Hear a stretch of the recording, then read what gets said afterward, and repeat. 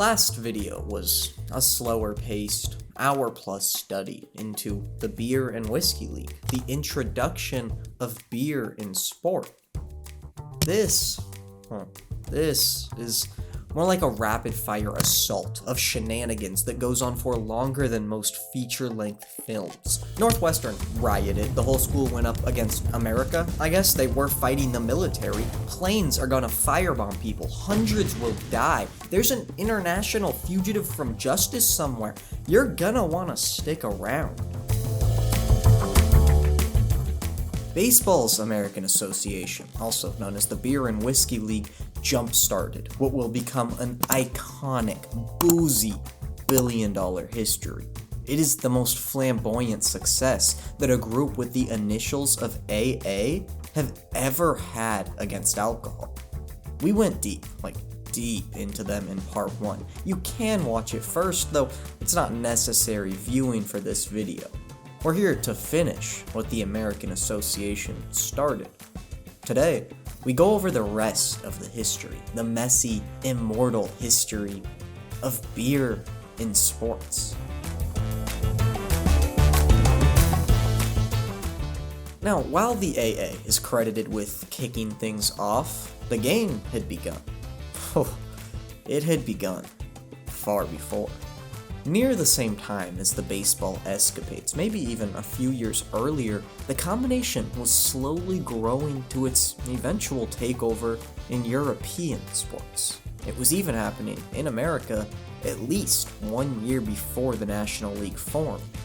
And if you want to get technical, it was happening in Greece like 3,000 years before the National League was formed.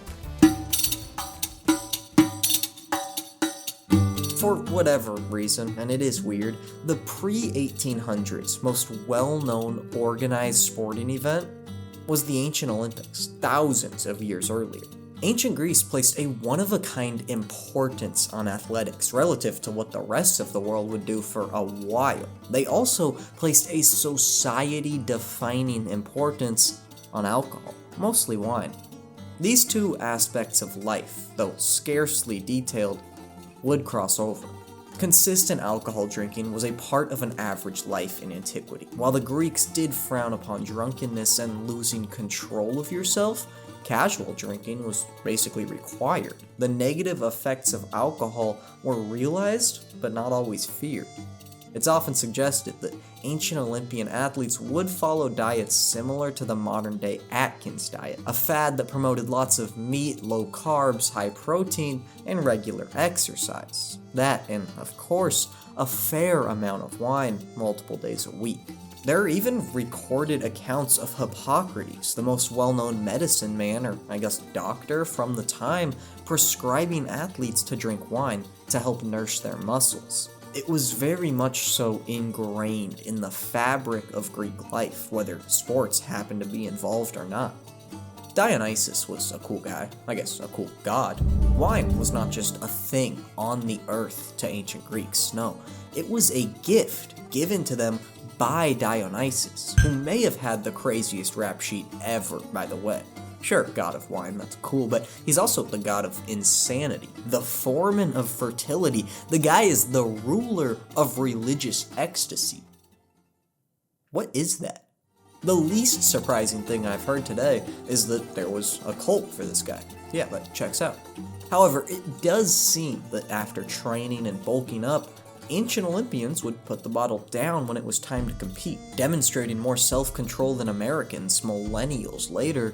Athletes competed fully sober.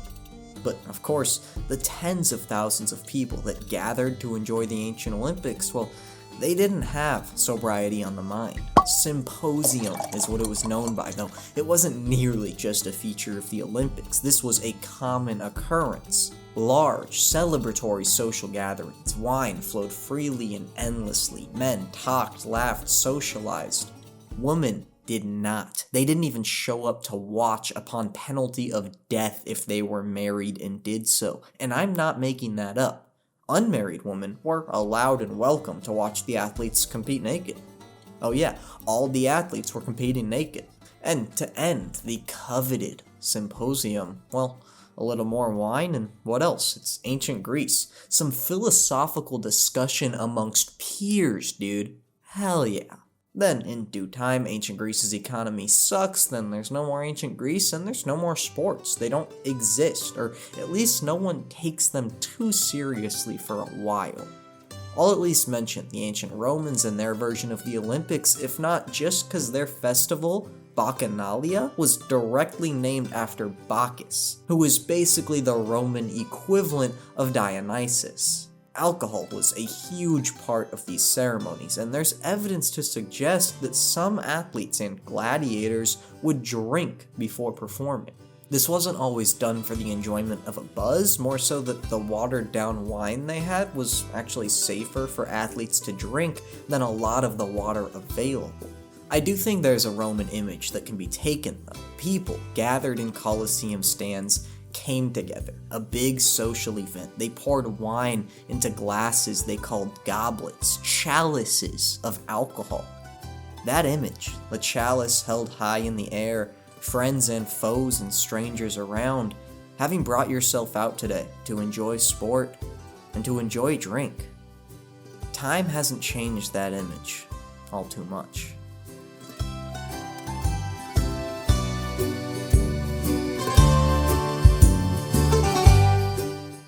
Now, I would say the first non-ancient sport that had spectators drinking alcohol is probably horse racing, maybe cricket.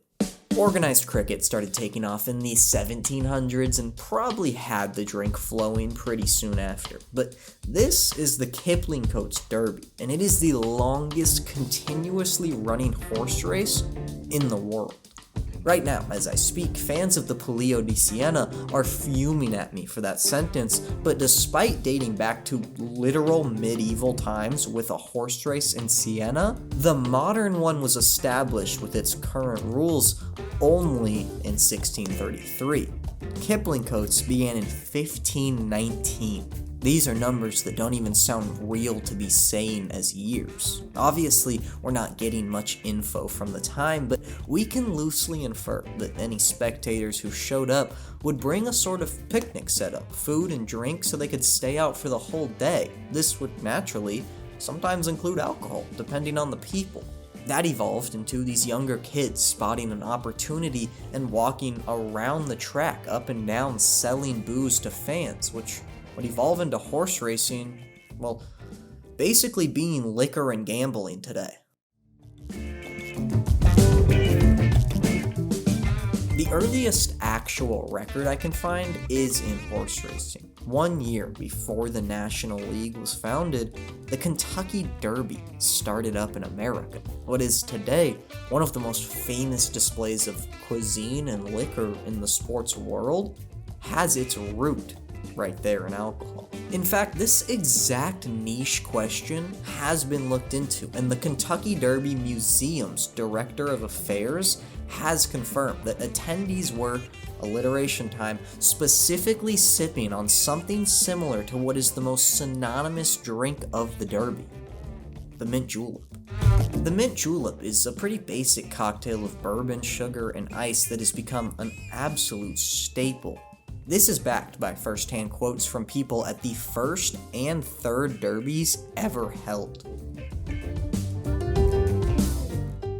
The sport of soccer was on a pretty even timeline with pro baseball. The great stories start popping up at the earliest I can find in the 1890s. This is a quote from 93. "Football is a fascination of the devil and a twin sister of the drink system." I wish I could write like that. A couple years after that, Archie Hunter, an Aston Villa player, gave what is one of the most telling quotes I could find, arguing what appeared to be popular opinion that all pro football players are drunks and spend too much time at pubs. This implies that it was already a thing even in the 1890s. The Aston Villa team specifically was one of a handful that tried their best to enforce a no drinking policy amongst its players, even instituting curfews every day of the week just to stop guys from getting hammered. A good example of one of these guys is Jimmy Crabtree, one of, if not the greatest player of his generation. Soccer minds of the time called him the GOAT. You pair that with an extreme drinking problem, and because success is bigger than morals, Aston Villa still signs him. He plays amazing, leads them to a Football League championship, that's what it was called. Then he retired early due to some injury trouble and drinking problems. He got a second career, a job that's perfect for an alcoholic. He managed a pub. He drank himself to death at 36. Want more soccer player stories? Let's do it. What do they call alcohol over there? Bevy? Yeah, a bevy. Okay, we're going. List starts now. Hi there, William Folk. You look like a normal fella. What'd you do? Oh no, William. Why is your nickname Fatty? Look at the picture. Look at it close. That's a professional goalie. Then, he started really liking to drink. This is what he looked like after. It said he got to over 330 pounds, and that's pre-Great Depression weight. There is some sort of inflation to account for there. But that's not his whole story. It's in between those, while he was getting bigger, that fun was had. Don't worry, soccer was a silly place too. The popular chant, "Who ate all the pies?" is sometimes attributed to have first been sang and come up with by fans to direct at William Folk. Though the story is disputed, the lyrics, profound, go as follows. Who ate all the pies? Who ate all the pies? You fat bastard. You fat bastard. You ate all the pies. It is a thinker. In 1902, someone shot and made a goal against Fatty that he thought wasn't a goal. He went to the locker room, then he stormed out of the locker room, butt naked, and chasing a referee around the field until the ref jumped and hid in a supply closet. This is true. Fatty attempted to, quote, wrench the cupboard door from its hinges to reach the hapless referee. End quote. Luckily, another group of officials was able to get control of him. Here's a team picture. Which one do you think is William? It's unclear how often he was actually drunk on the pitch, including possibly for the incident above, although, come on. He joined the Chelsea club and became known for just sometimes walking off the field when he was mad at his own teammates. This quote also exists. Opposing forwards who incurred his displeasure would be picked up and thrown bodily into his goal. Is there another way to throw someone that isn't bodily? At some point around this time, he was a really popular player and a big draw, making a lot of money. He bought his own beer house. In soccer, a shutout can be called a clean sheet for a goalie.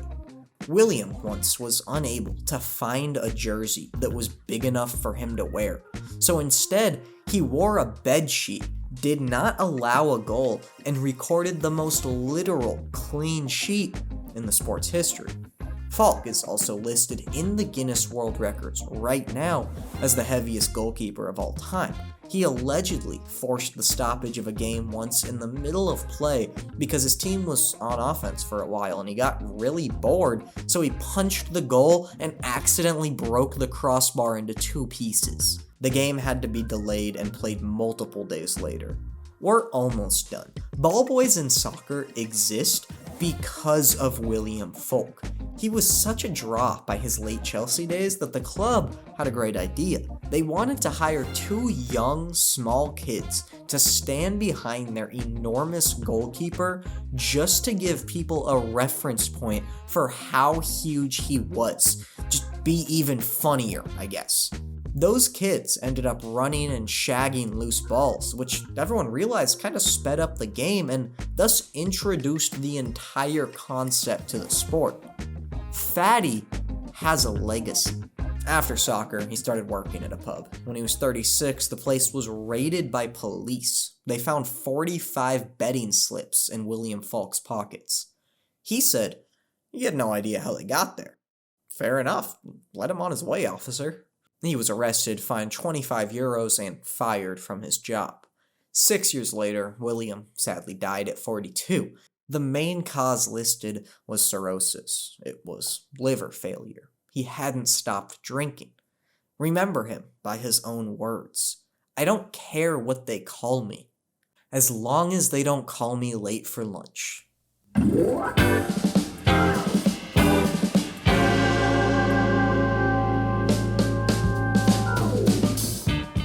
Maybe Archie Brash will be different. Maybe Archie Brash will be worse.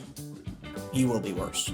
He was a pretty solid right winger, played for some team for a couple years, then he got kicked off the team for quote-unquote excessive alcoholism. Cool. He joined another club, then the first club gave him a second chance. No alcohol this time though.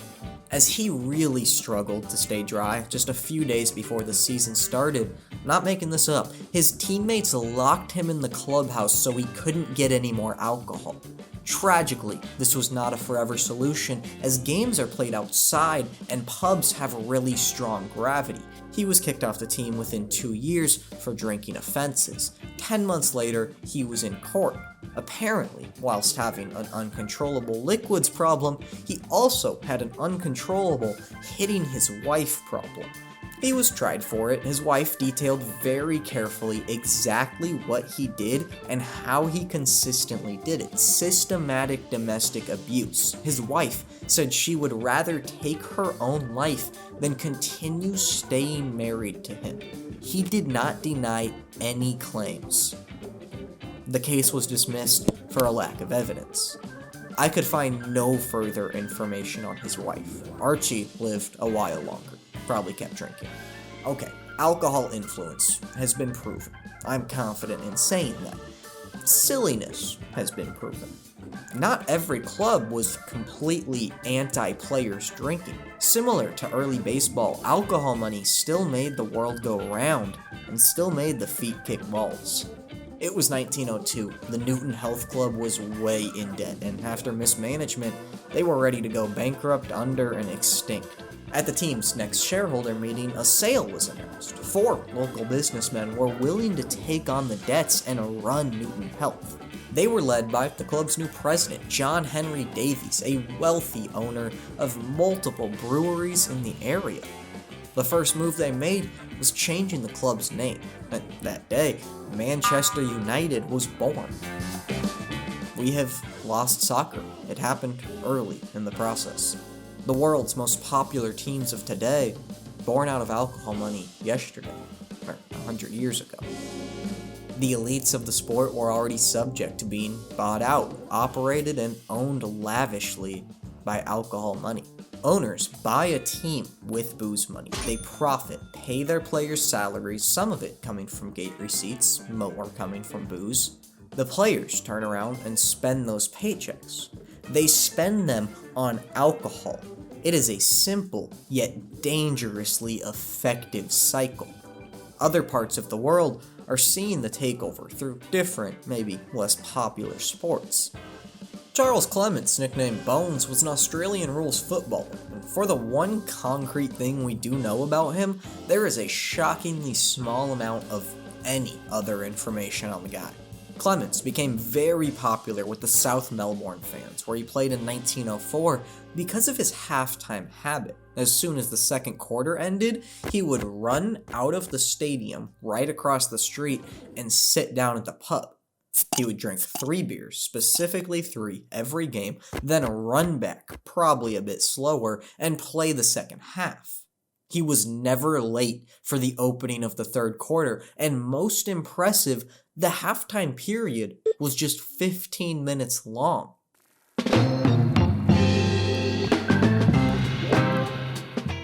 We'll stay worldwide. In 1896, the first modern Olympics were held in Greece. The big ticket event for the whole games was the very first running of what we were going to call a marathon. There's a whole story there. There was this big ancient battle, and this ancient Greek dude found out who won, so he had to go tell his boys so that they'd know, so he ran like 26 miles, delivered the message successfully, then collapsed and died.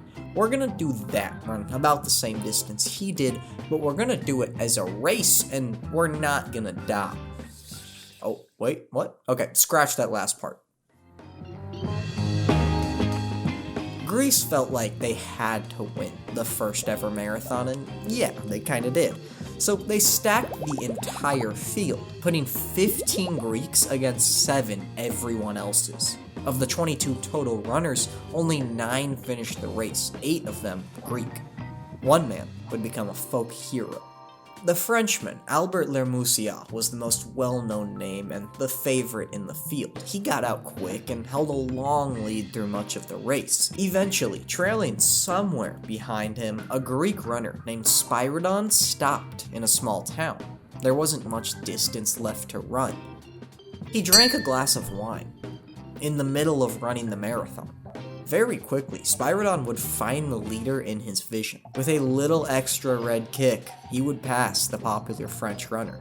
Lermoussiat, out of exhaustion, embarrassment, or realization that he wasn't getting that lead back, dropped out of the race with just a couple kilometers left. Spyridon finishes first. The world's first ever marathon champion does it a little tipsy. A fitting drink in a fitting place in regards to the history of liquor-induced athletics. You could never separate sport and alcohol because in some cases, they have been together since the literal start. Greece pulled out the podium sweep in the inaugural marathon. However, the third-place runner was later accused of and found guilty of dropping out of the race and riding in a carriage for most of it, and then getting out at the very end and finishing in third place. So, Hungary gets a medal.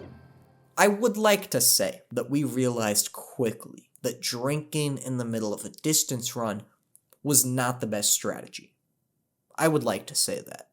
As late as 1924, almost 30 years later, when the marathon was becoming a big deal in running, we can confirm that athletes were being served with alcohol. Not surprisingly, the 1924 games were held in Paris, France, and they basically had water checkpoints along the marathon route that also had red wine to drink. Funny enough, we actually know this for sure as of very recently, thanks to AI. Allen Iverson colorized old black and white footage from these 1924 games, letting us watch what happens. Though, to be fair, put it back to black and white, were we unable to tell that the man was drinking out of a large wine glass? Like, did that not give off any hints? But the coolest play on the phrase marathon binge drinking came in 1904. These Olympics were held in St. Louis, and the marathon might be the worst organized sporting event ever. That's a hefty claim. This is a hefty story. Let's just go along the course of events. For reference, this took place over a distance of about 24 miles, slightly shorter than what it should be. I wonder if the weird distance will be the most memorable thing we talk about. It was like 100 degrees and people were running a marathon. That's already a bad idea. At mile marker 10, the race's leader and heavy favorite dropped out due to being, quote, violently ill. He had started puking uncontrollably less than half a mile into the race. Uh-oh. Well, how'd that happen? At 15 miles, the new leader dropped out as well. His reasons had to do with the horrendous setup along with the dust. Oh, the dust. So much dust, kicked up and flying around everywhere. And keep in mind, this was the guy with no one ahead of him to be kicking that dust up. At 19 miles, a runner in the middle of the pack, though with no one close around him, collapsed. He began coughing up blood on the side of the road and likely had his life saved by chance because a random guy walking by, not a part of the marathon at all, happened to find an unconscious body laying there. It was covered with dust. So much dust. The man suffered internal body injuries caused by mass inhalation of the stuff. It had been over 3 hours and 10 minutes since the race began. No one had finished. Where were they? Finally, 3 hours 13 minutes, a competitor crossed the line. He was about 15 minutes slower than the previous Olympics marathon champion. Everyone cheered and celebrated. He had his picture taken with the daughter of the United States president, and she was about to place a wreath of victory on his head when people started shouting. That guy didn't run the race. He didn't win. I actually think I saw him in a car. Officials were confused and asked the guy what was going on. He immediately admitted that he had dropped out of the race at mile 9, got into a car, and driven to mile 19. He wasn't trying to cheat, he was just gonna drive back to the stadium and drop out, but his car broke down at mile 19, so he kinda just started running from there again and won the marathon. They stripped him of his victory and all prizes. They couldn't take the picture with the president's daughter away from his memory. The guy tried to say, "Man, I was just playing an impractical joke. You guys fell for it." But no one laughed, and he was banned by the AAU for life. They later rescinded this ban, and the same guy won the Boston Marathon the next year. Eventually, after 3.5 hours, another winner ran through the stadium. I'm sorry, I didn't have a great look at that. Eventually, another man is carried into the stadium by a couple other men. They carry him over the finish line and raise him up in celebration. What the hell is happening? This is Thomas Hicks, and he really won the race. His body is dealing with some stuff right now. Give him a few minutes. It was the mile 15 mark when Thomas Hicks's life force gave up on him. His team had to physically stop him from lying down and stopping and probably crying multiple times. At that point, they began injecting him with strychnine. That sounds familiar. What is strychnine? It's rat poison. They injected him with rat poison to keep him running. Of course, no self-respecting man is gonna go no chaser with the rat poison, so he washed it down with egg whites and brandy. Oh god. By the time that man had run into the stadium, we were not looking at a man. We saw a concoction of chemicals, drugs, and different compounds reacting violently against each other within a man's skin. He could no longer walk after the race, and standing was an issue. When his team held him up in the air, it said he was hallucinating beyond the point of understanding what was going on. After they crossed the finish line, Hicks' legs kept moving in the air as if he was still running, indicating he was not aware in the slightest. He was carried off the marathon course that he won gold in by a stretcher, lost 8 pounds over the 3.5 hours, and him dying on the spot is considered a minor miracle. 4 doctors instantly began working on him once he was hoisted over the line. And I guess quickly, just because I can't leave them off, the 12th place finisher could have probably done better in the race had he not been chased off course by a dog and struggled to find his way back onto the route. Also, the 4th place finisher, I swear this is true. He lost all of his money gambling in New Orleans a few days before the marathon, hitchhiked to St. Louis, ran in pants that he had cut at his own knees, and did not eat for 40 hours before the gun shot and he started running. Somewhere along the course, he saw a random guy walking with 2 peaches because the path hadn't been cleared at all. He asked for the peaches. The guy said no. He stole the peaches and continued running. A few miles later, after eating the peaches, he saw an apple orchard. He stopped, grabbed some, and ate them. The apples had been rotten. The man got horrible stomach cramps, lied down, took a nap, got back up, and finished the marathon in 4th place.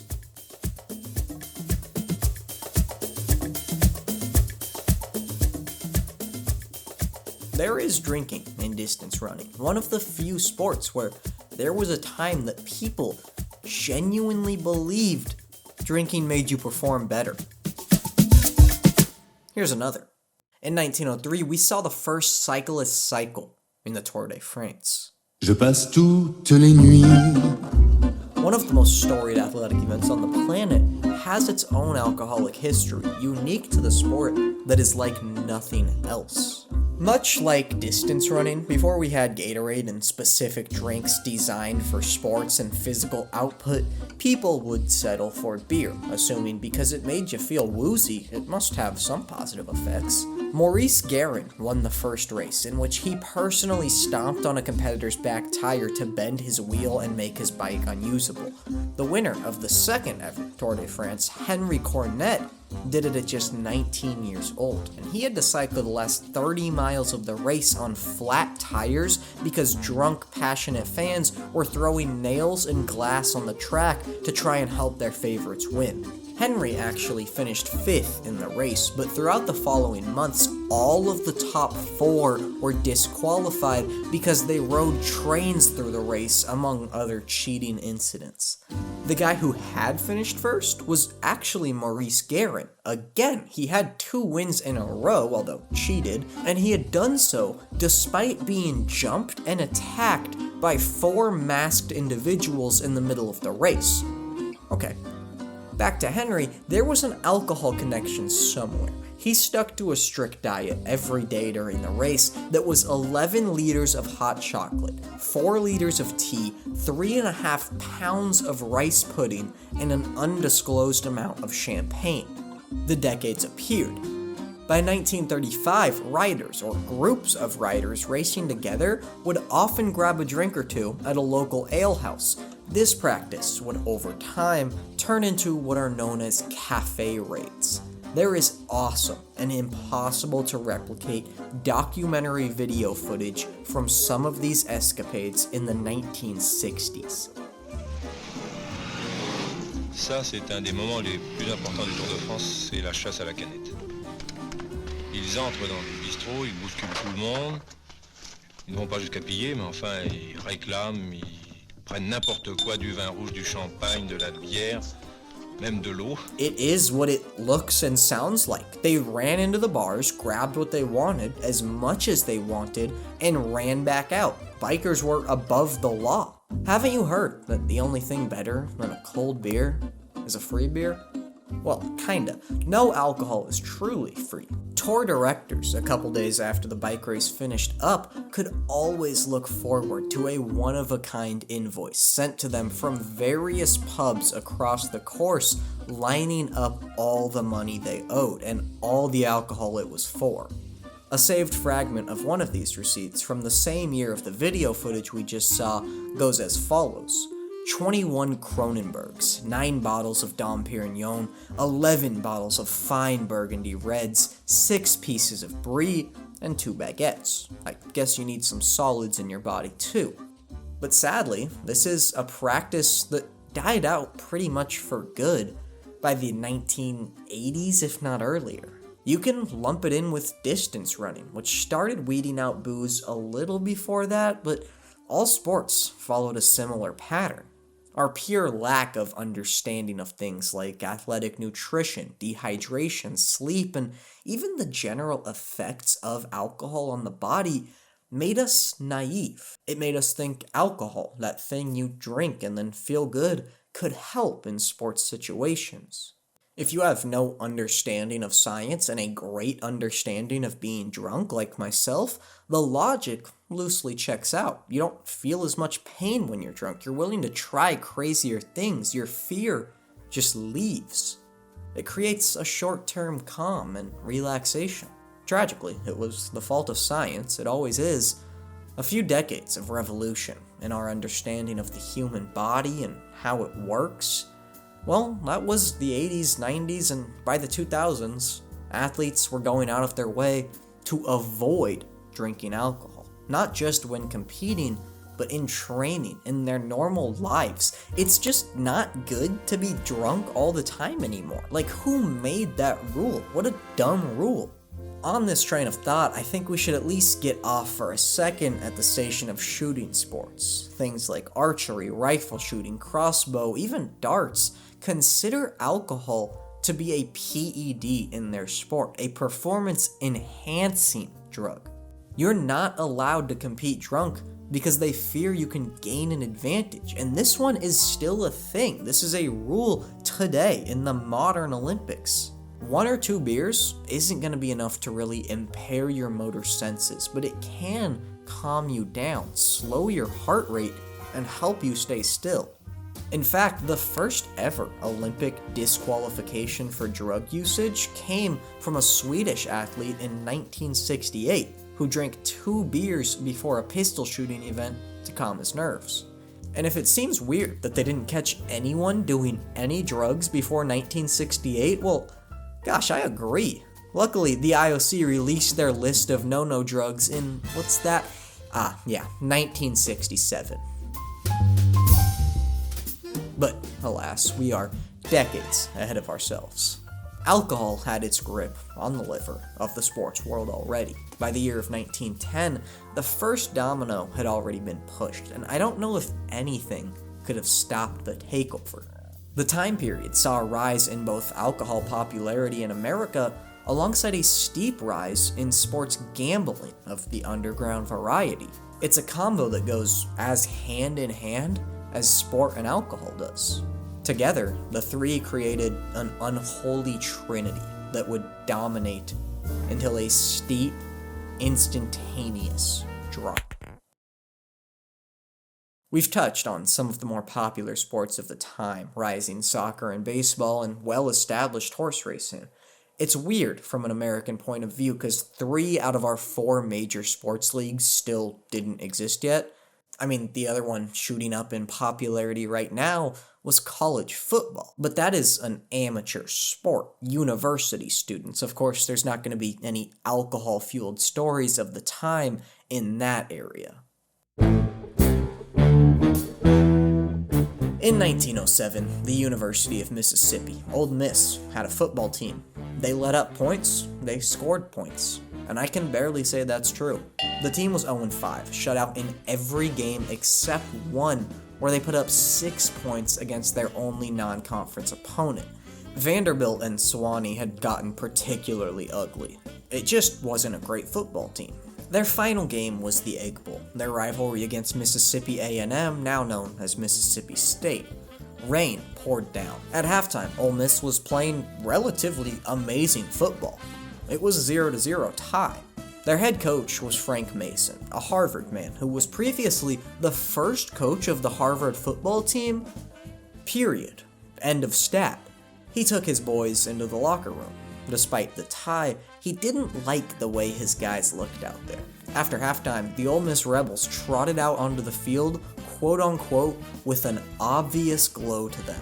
Frank Mason had given the team a big pot of coffee for everyone to drink from at halftime. Frank Mason had also poured a lot of whiskey into that coffee. Ole Miss lost the game, embarrassingly and evidently drunk to spectators, 15-0. Conditions got so bad that the refs had to periodically stop the game so both teams could wipe the mud off of themselves so they could tell who was who. The players blamed their head coach for the loss. They took a train ride back home after the game. Frank Mason was not on the train.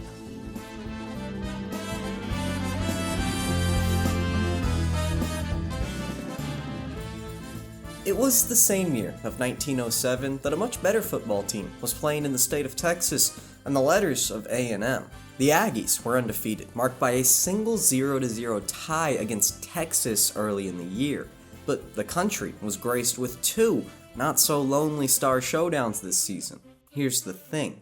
After A&M beat Tulane last week, the campus was excited. Excited enough to conceive and give birth to tradition.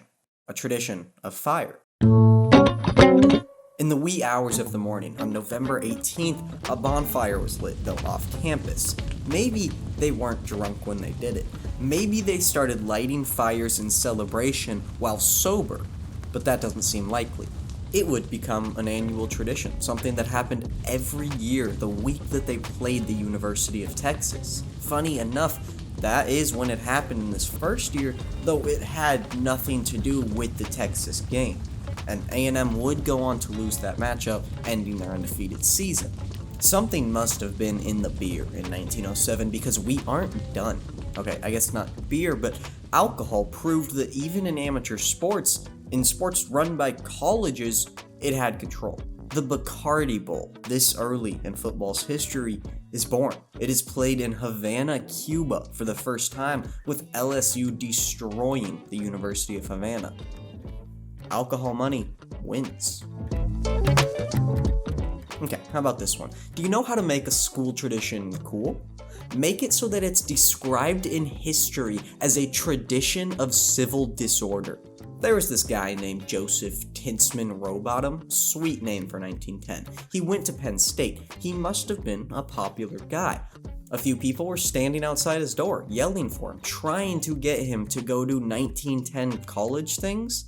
Probably drink. People in his dorm building were annoyed with the shouting, and they opened up their windows and started throwing things at the crowd outside. And then, basically, a riot started. Pretty cool stuff. Through the next decades of Penn State University history, Rowbottom became a moniker for absolute chaos. A Rowbottom would normally take place after football games, particularly big Penn State wins. An invitation of shenaniganery that was included, but not limited to, rioting. Students would flood the streets, drunk, partying, beers flowing like ancient Greece. They'd flip cars, smash windows, set things on fire, drink some more, fight each other. This is a Penn State Rowbottom. Now, Mr. Joseph Tinsman was quote-unquote aghast that his name was made famous in association with such heinous acts. He was a normal, put-together guy, but most just assumed he was a ravaged partier because of his legacy. Okay, let's check in on the Bacardi Bowl. It wasn't an annual thing, but there were 2 of them in the season of 1912. Florida played in them both just 3 days apart. They won the first 28-0 in what was actually the Gators' first ever postseason experience. Okay, cool. The second game was never finished. Early in the first quarter, Florida's head coach made a realization that the game was being officiated using the now well-outdated pre-1906 college football rulebook. He went to confer with the officials. In this conference, he learned a fun fact. The ref was the old coach of the team he was playing against. Florida's coach did not like that. For those 2 reasons, he was scared for the safety of his team and thus pulled them off the field in the first quarter. Not long after, Florida's head coach was arrested as he had broken Cuban law by not giving people a performance that they paid money to see. He got out on bail a couple hours later, and then the entire Florida football team instantly hopped on a steamboat and left, never to return, never to play another game against a Cuban football team again. Because of his departure, the head coach was labeled a fugitive from justice by Cuban authorities. This is the Bacardi Bowl, guys. Just drink and enjoy yourself. Old college football, my favorite thing ever. The Bacardi Bowl would keep going, but wasn't too notable. The last one would be played in 1946, then it got retired. And for one more college football display of responsibility and character, we travel a few years past where we're supposed to be. The year is 1925. At the three-way intersection of Michigan, Northwestern, and alcohol was an explosion of good times. One of them was a liquid you get drunk on. One was maybe the greatest football team in the country, possibly of all time, and the other was Northwestern University. The Wildcats had a hard-fought year. 5 wins, 3 losses. 6 of their 8 games decided by just 1 possession. But the early November win over Michigan was the crowning achievement. This Michigan team was no joke. Their longtime head coach, Fielding Yost, had called the shots for 23 years. Then he quit last year, took that season off, and quickly came back. Yost would call this 1925 team both the greatest he ever saw or coached, a statement he stood on for years after retirement. It's not a dumb thing to say.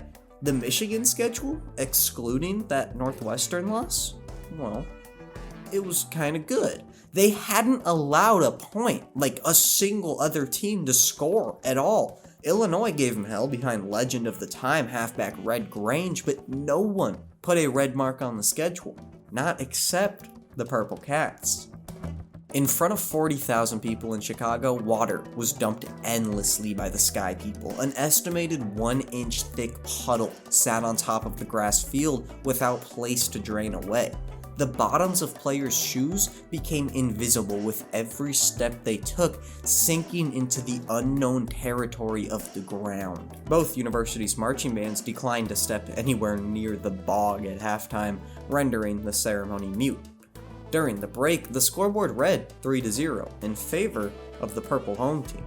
Northwestern had earned their points through a strategy that is practically extinct, though still very much legal in the sport today. A practice, often laughed at, is what scored the first points on the University of Michigan football this year. The first down punt.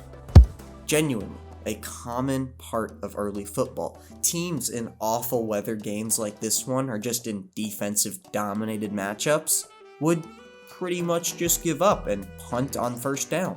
The phrase flipping the field position dates back to a time where it was very important to do so.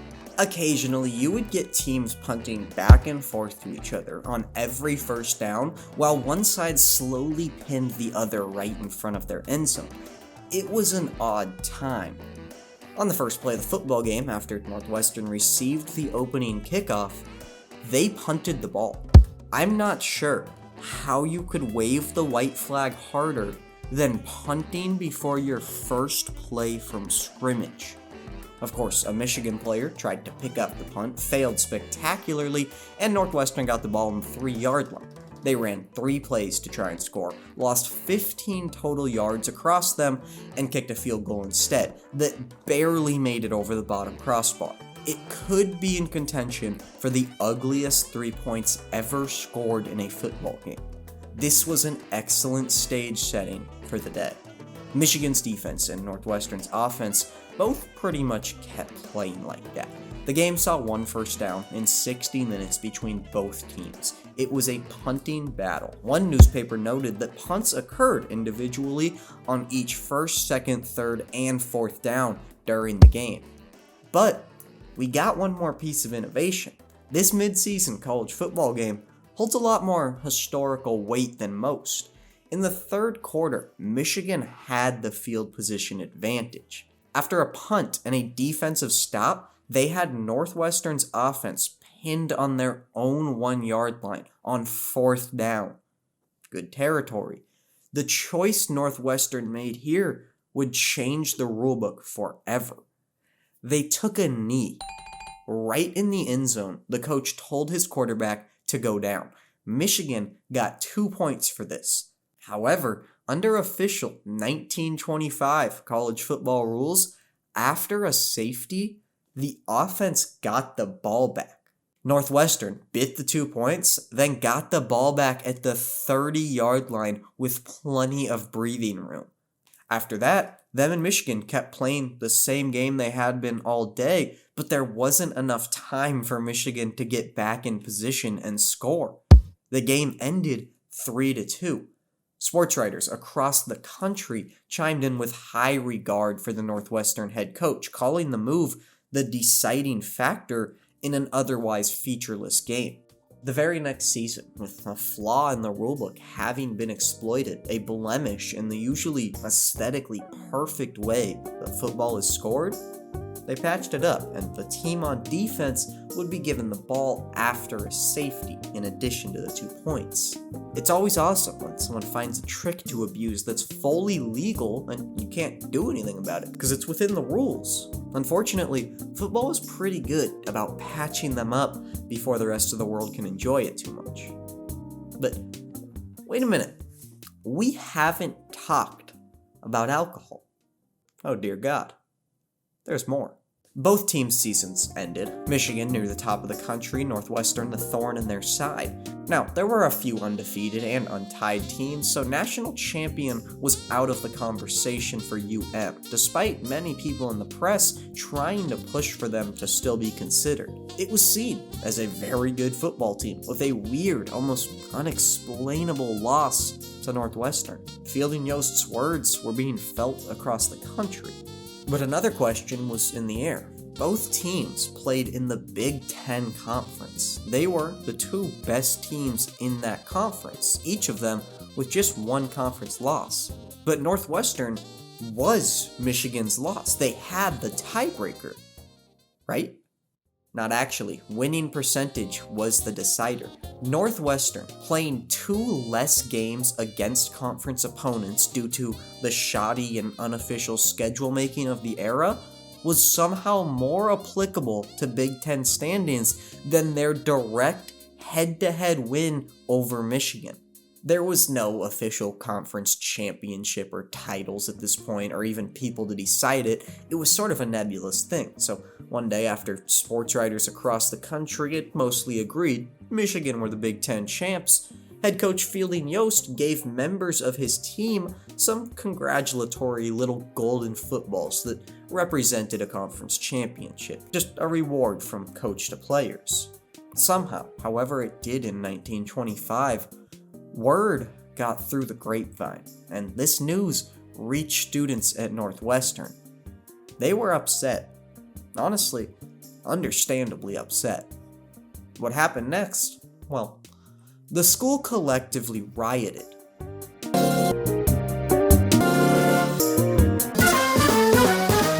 An old abandoned frat house was entirely covered in oil, then set on fire. That brought firemen, naturally, to put it out. The mob didn't like them either. Fire hoses were cut and sliced open while being used to not allow them to put it out. Another large fire started in the middle of Fountain Square. It went on for so long that the town mayor got word of chaos breaking out, showed up to the angry mob, got up and tried to calm everyone down and restore order, and was beaten up by various rioters. One newspaper the next day put it real bluntly. Mayor Bartlett appeared, he was handled roughly by the mob, and retreated. Other accounts claim he was knocked fully unconscious. Okay, that's all for now, Mr. Mayor. The town's police chief had his car overturned, flipped on its head. One of his officers was attacked and broke 2 ribs. At some point, the police just began blindly firing tear gas into the crowd. It's worth noting that at another point, the mob, fighting with clubs, fists, and pieces of wood, fought so successfully against the city's police force that the cops collectively agreed to leave and come back later. The definition of fraternity is a group of individuals organized for a common purpose. This was now, more than ever, a frat house, and it belonged to the people. The town mayor's awake, likely a little shaken up, but back on his feet. He had that angry kind of adrenaline pumping now. He began openly threatening and even taunting the crowd. He was getting enjoyment out of it by saying he was going to order police to shoot to kill. He specified that the order would be carried out using machine guns. There were over 2,000 students in the riot. They clashed with over 100 police officers on the scene. You may think they had the advantage, but numbers had already lied to these people before. They fought as though they were outnumbered. Control was lost. Football was disputed. A college was without civilization. Alcohol was involved. Most students were getting progressively drunker as the riot went along. Momentum for the overthrowing of the world was lost when the angry mob tried and failed to burn down the wooden bleachers at their own football stadium. The bleachers would be replaced with concrete the next year. The idea was unsuccessful after a tense standoff against, and I have to quote this part, policemen, the Evansville Fire Department, and an organized crowd of World War veterans. These kids were taking on the goddamn American military 7 years after World War I. They had no fear. They were feared. The captain of the football team, a member of the riot himself, actually quickly realized that the bleachers should be spared. After they had been doused in gasoline and were ready to ignite, he reminded everyone that they could be burning up next year's football season too, and the mob showed a shocking level of understanding for a mob, agreeing with his concern and stomping out what bit of the fire had begun with their feet. This is a leader guiding an army. This is Leonidas' Spartans. They continued to riot away from the field. At about midnight, the hoorah finally burnt out. They weren't pushed out or defeated. They left on their own terms. The police thanked them sincerely. The mob slowly dispersed, with rioters walking back home and going to sleep like nothing happened. At least 8 students were arrested the next day. It was also the next day that Northwestern's head football coach and that football captain who was a part of the riot and saved the bleachers came together.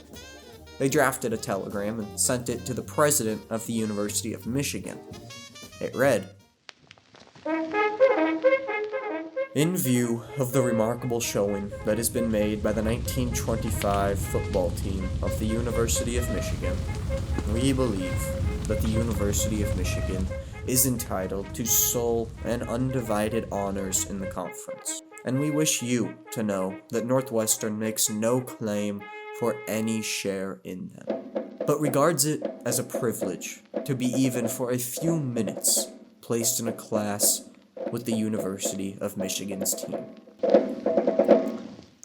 Youch. A slap in the face to Northwestern students who just gave up their heart, body, and soul last night.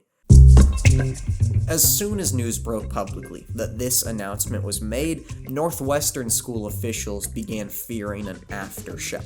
Convinced that another group was going to come and finish the job of burning down the wooden bleachers, the school sent out a patrolman who spent the rest of that next day driving around the football field in a car that had a machine gun mounted to its top. A shoot-to-kill order was actually officially given to police. Anyone attempting to trouble the football stands would be shot on sight. No more half measures. This specific article, it's funny, they actually mentioned the phrase machine gun 2 times. Once in connection with a story they were doing on American naval defenses, and the second time about a way to fend off college students at an almost Ivy League university.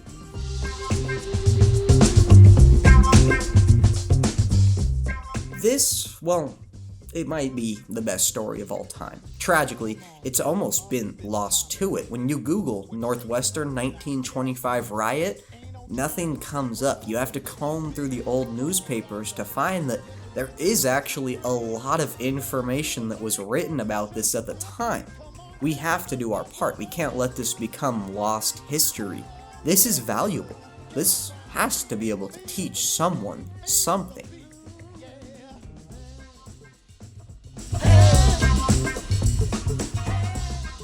A subchapter, call it, ends right here.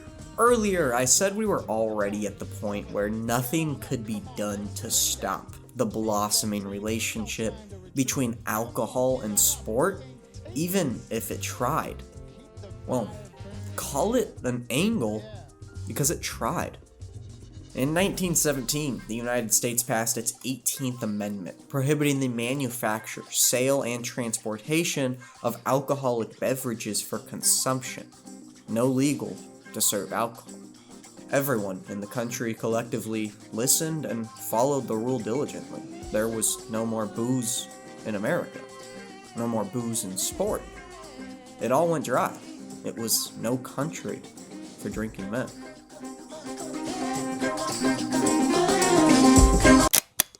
Well, I guess you could still technically drink. It was illegal to buy and sell alcohol, though you could do that too.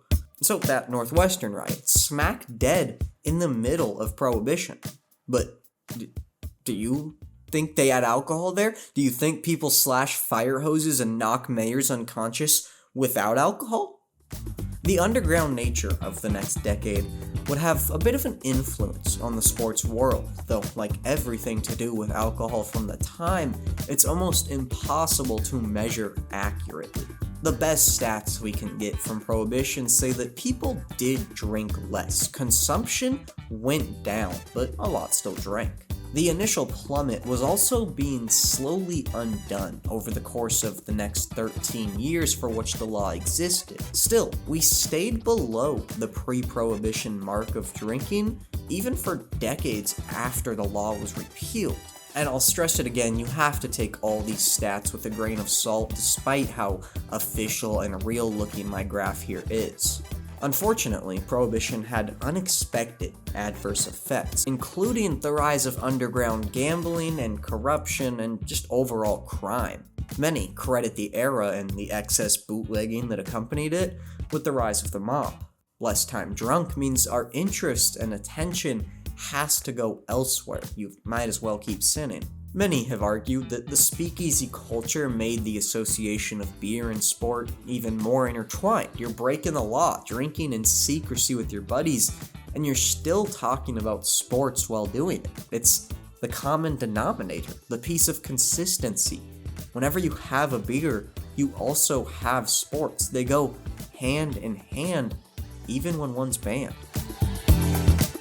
Right to kick things off, you had your bad omen, call it. The infamous Black Sox scandal, when the Chicago White Sox, owned by Charles Comiskey, the star player that we talked about in part 1 from Chris Vonderah's St. Louis Browns teams, who eventually financially supported Vonderah, yeah, he lost the World Series on purpose, or at least the team he owned did. It's not very alcohol-centered, more indicative of the gambling and organized crime of the time, but I did already talk about that for like 50 minutes, so I'll leave that there. And speaking of things I've talked about, by pure coincidence, right in this time period, this pro sports league formed, and it had a silly name, the APFA. Then a couple years later, they changed it to the National Football League.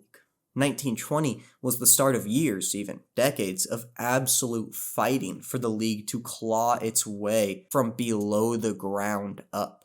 But it happened, weirdly enough, right when alcohol was illegal. I think if there's any sort of lasting effect because of this, it's the absence of alcohol money from the early days of the NFL.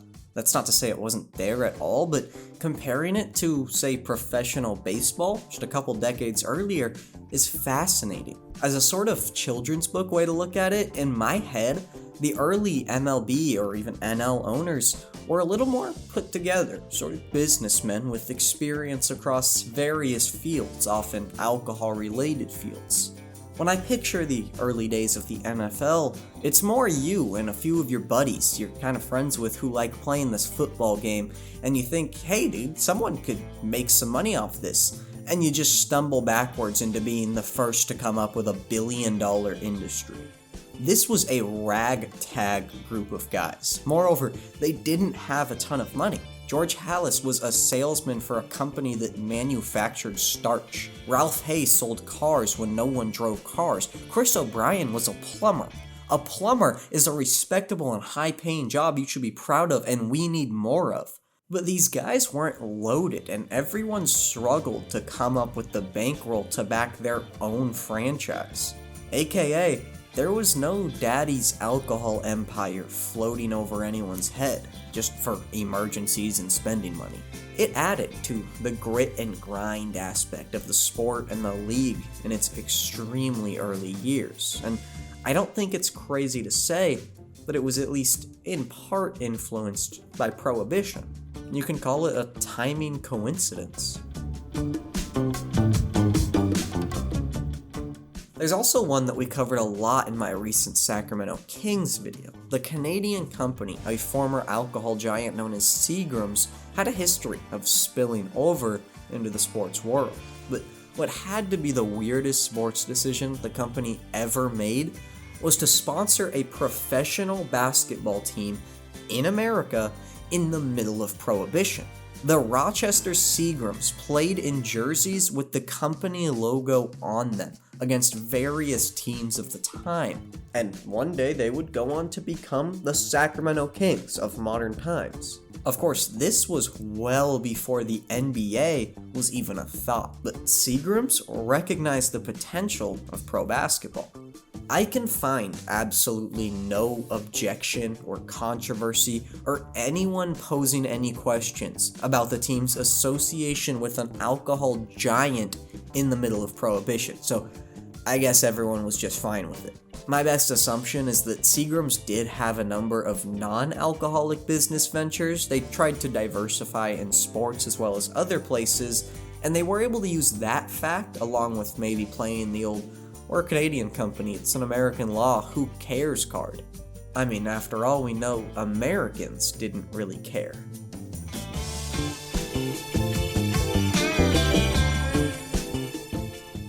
We touched on this a lot more in part 1, but a lot of the best or most popular athletes, particularly Major League Baseball players, were downright alcoholics, while also slowly becoming nationwide stars.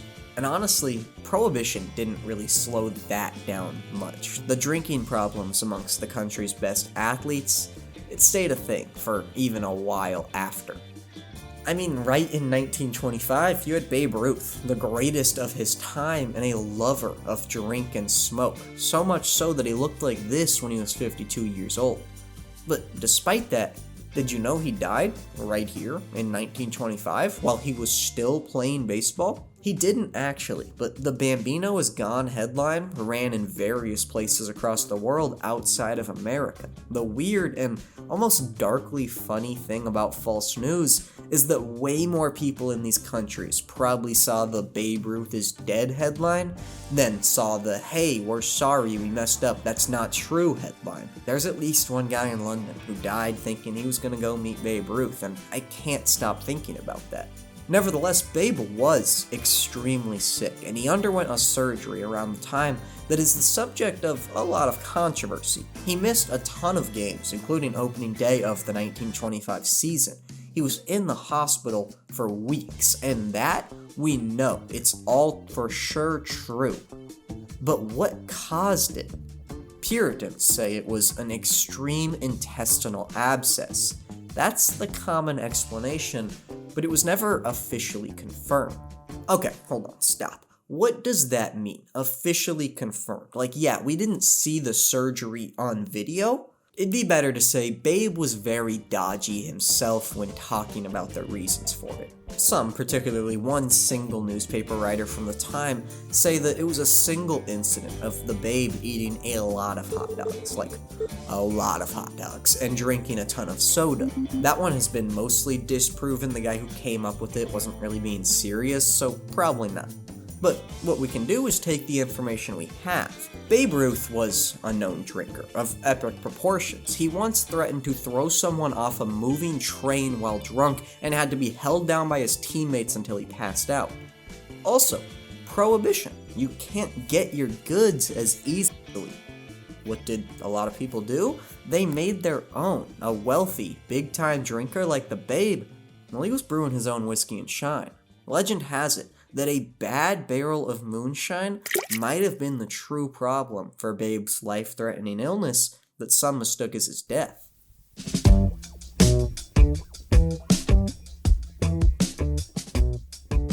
One last little Prohibition nugget is that NASCAR traces its earliest roots right to this time period, and they are directly tied to alcohol.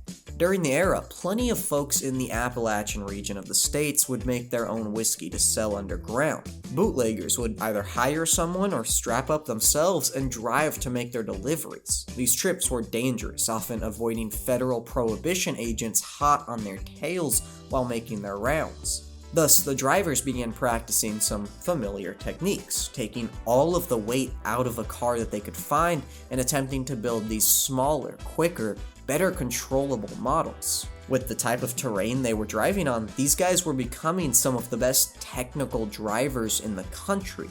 I mean, does anyone know anyone who was good at driving a car in the 1920s?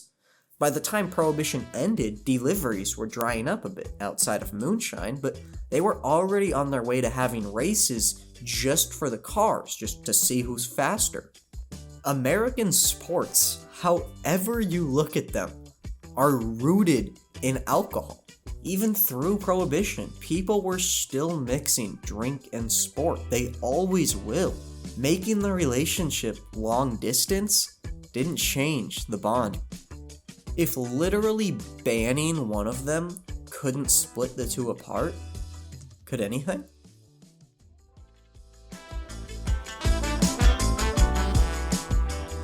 In 1933, the United States passed another amendment, which just said, hey, that amendment we passed a while ago about no alcohol, yeah, that doesn't mean anything anymore.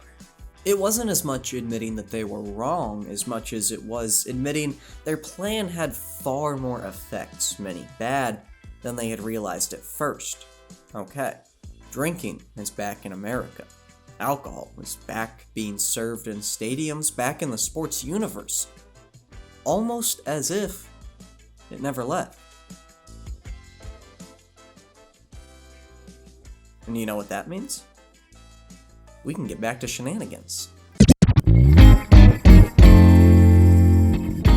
Texas A&M still has a football team, and they're still burning that damn fire. By 1933, it became a campus-wide party. Drinks flowed, people danced, fire oversaw.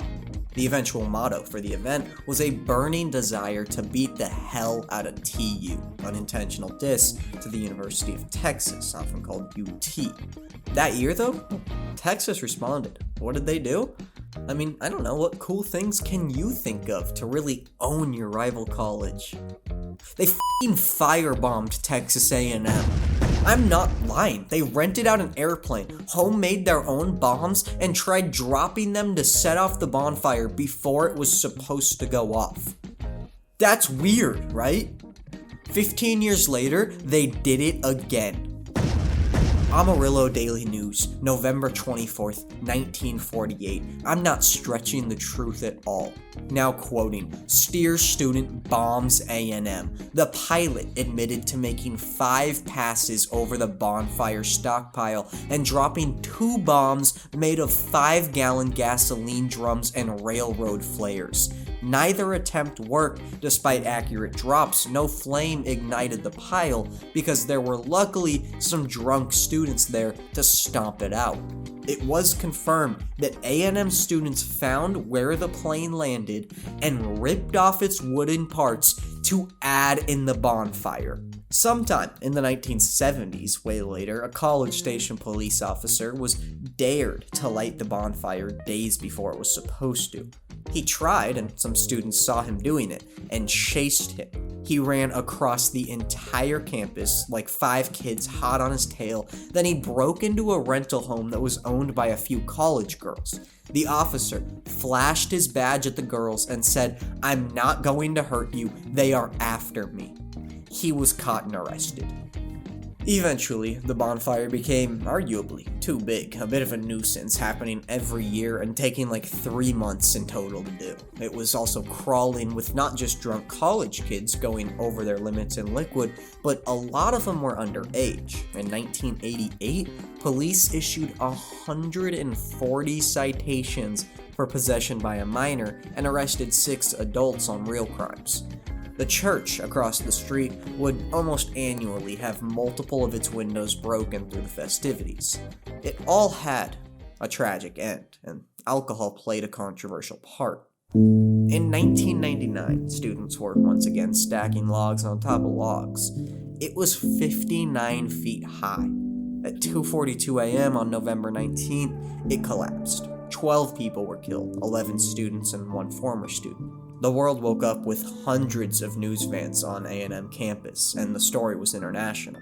Initially, the reports that multiple of the victims were drunk, with some of them testing far above the legal limits on blood alcohol concentration, including one who was under 21 years old, well, they were everywhere. Some attempted to place blame in the early stages on the victims and alcohol, with them not being in control of their actions in that state of mind. However, later actual reports of the accident would make it clear that a combination of engineering oversight and poor planning were truly responsible for the deaths. One man, a University of Texas fan, by complete coincidence, was planning on attempting to fly a plane carrying bombs over the stack. His idea was unique in that the plane was going to be a small 6-foot remote-controlled plane that had bombs strapped to it, and it would have sacrificed itself by just flying kamikaze into the stack. The man had already hired someone to build it, and he was in the process of doing so when the tragedy took place. His response was this: "At that point, we scrapped the plan. It would have been the next year we planned to try it." There was no next year, guy. 12 students died. Obviously, they canceled the bonfire.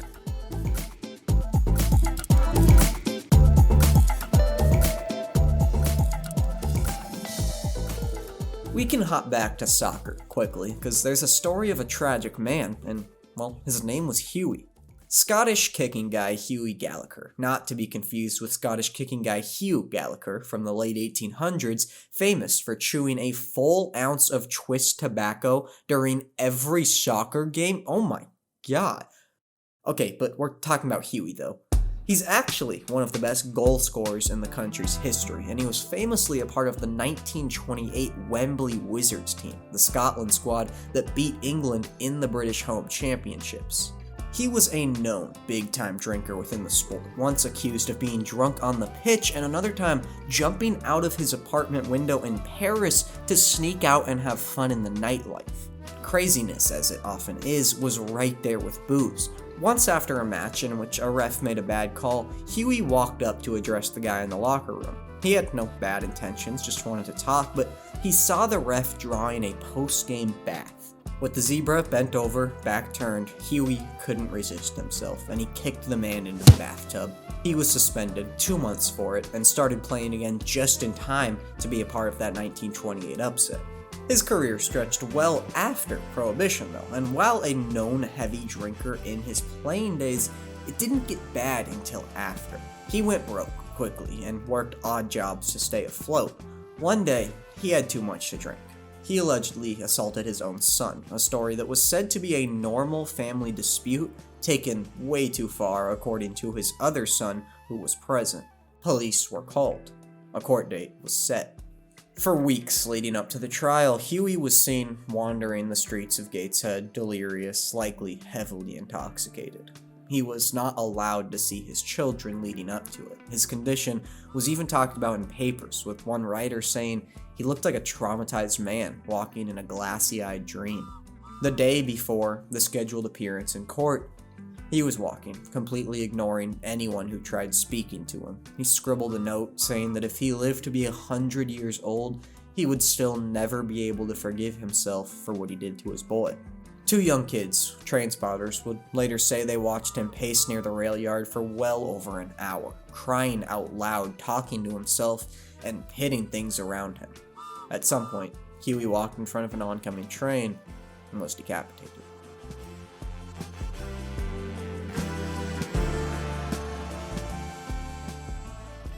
Back in America, the liquor kept winning too. As sports began to form into what we know them as, booze continued to overlap itself through their histories. In the NHL, 1957 saw Senator Hartland Molson and his brother Thomas purchase the Montreal Canadiens. These were the current head honchos and the heirs to the Molson family empire, Canada's oldest brewery that is still in existence. After a few years, they sold the team to the Bronfman family, aka Seagram's, another hugely popular Canadian brewery that previously sponsored the very early version of the Sacramento Kings. After a while, under their control, Seagram's sold it back to the Molson family, who remain the owners today. It is hockey's most historically successful franchise, and it has been crafted, molded, with the money from some historically successful alcohol.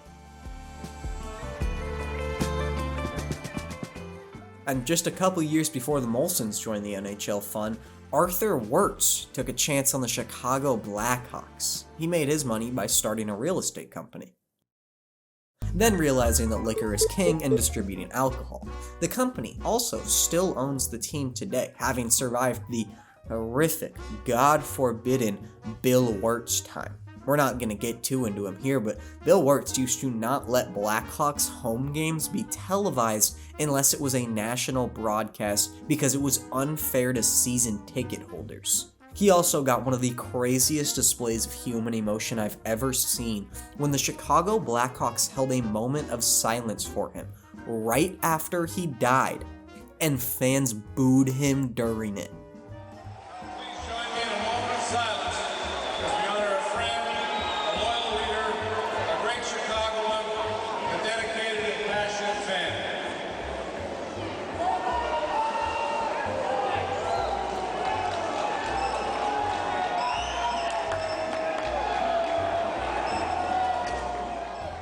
Do you know how far you have to push people to get booed at your own memorial? But yeah, boos are still pulling their weight.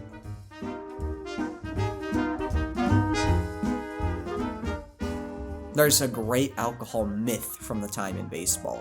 In 1953, August Busch Jr., who's made some light money in booze, you may have heard of a beer called Busch, purchased the St. Louis Cardinals. And the beer that bears his last name, well, it didn't exist yet. That's an important thing to note. This is, of course, by the way, Chris Vonderaw's still surviving St. Louis Browns baseball team. There might not be a franchise in sports with its history more intertwined with alcohol. It's a little confusing because there was also a team in the MLB for a while, including this year, called the St. Louis Browns. St. Louis had two baseball teams, but the Cardinals are the one with connection to Vondera. The Browns just took his old team name way later. Both the Cardinals and Browns even still played at the same spot, the stadium that's been rebuilt over a couple times and burnt to the ground way back when. And if you guys didn't watch part 1, you have no idea what I'm talking about unless you were just, aware of Chris Vondera on your own, in which case, are you okay? The confusion ends after this very season because the St. Louis Browns moved to Baltimore, become the Orioles, and they haven't moved since. But anyways, August Busch Jr. ended up getting into a big argument with Major League Baseball just a couple years into his ownership when he tried to name his ballpark Budweiser Stadium, because he owned that beer. Great free advertising. He actually got it announced, and it was a thing for less than a day. Of course, Major League Baseball said, "Oh my god, no, who would do that? Beer names for stadium? Why would anyone broadcast their sins?" The next day, it was announced that, the park was actually just going to be named after the family. We're going to call it Busch Stadium. And legend has it that after this, August Busch Jr. immediately greenlit the creation of a beer called Busch Bavarian, which would eventually become one of the most popular labels in the country. AKA, one of America's biggest beers was created to spite Major League Baseball. That is funny.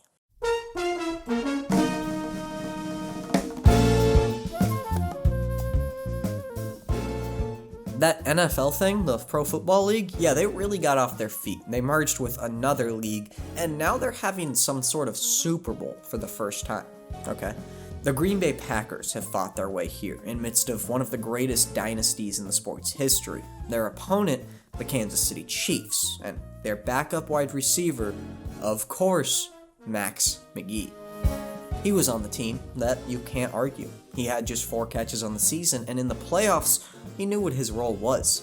Cheer those guys on as loud as you can. In the year's biggest game, Max wasn't dumb. He was an Air Force veteran. He knew he was not going to get put in unless the score was 73-0. So the night before the big game, the 34-year-old went out with his teammate Paul Hornung. They skipped curfew, got super drunk into the wee hours of the morning, then snuck back inside. When Max showed up to the game, he was about 70% there. He told the Packers starting wideout Boyd Dowler that he better not get hurt. Why would you say that, Max? After Boyd inevitably got hurt, Max McGee hung over, dazed, having to borrow a teammate's helmet because he didn't even bring his own on the field, trotted out there.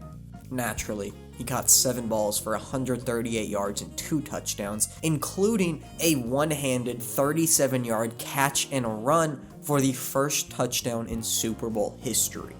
Max McGee became a hungover Super Bowl hero, while probably still a little drunk. This is football. This is America. This is alcohol. After his career was up, Max McGee later got into business with a former teammate of his in Green Bay, Fuzzy Thurston. I only bring this up because Fuzzy played the very next year in the NFL championship game, technically the semifinal to the Super Bowl. This game is often referred to as the Ice Bowl, with a kickoff temperature of negative 13 degrees Fahrenheit. Still, to this day, the coldest ever NFL game, period. We don't care about the football. Where does the alcohol come? After another Green Bay Packer win, Fuzzy Thurston was asked how he was able to get ready for the game in such harsh conditions. He said he drank about 10 vodkas before and during the game to keep warm. A Wisconsin man through and through, he owned a bar right next to Lambeau called Fuzzy's, in addition to his restaurant ventures alongside Max McGee.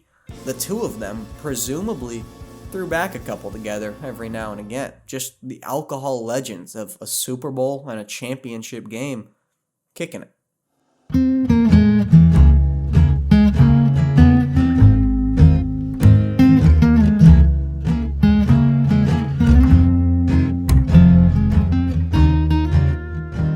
In '69, those Milwaukee Brewers we talked about way early in part 2 were finally formed for good, a baseball team with their literal identity shaped around liquid courage. Well, actually, they were the Seattle Pilots in 1969, played a single season there in a horrible stadium, then ran out of money and got sold and became the Milwaukee Brewers the next season.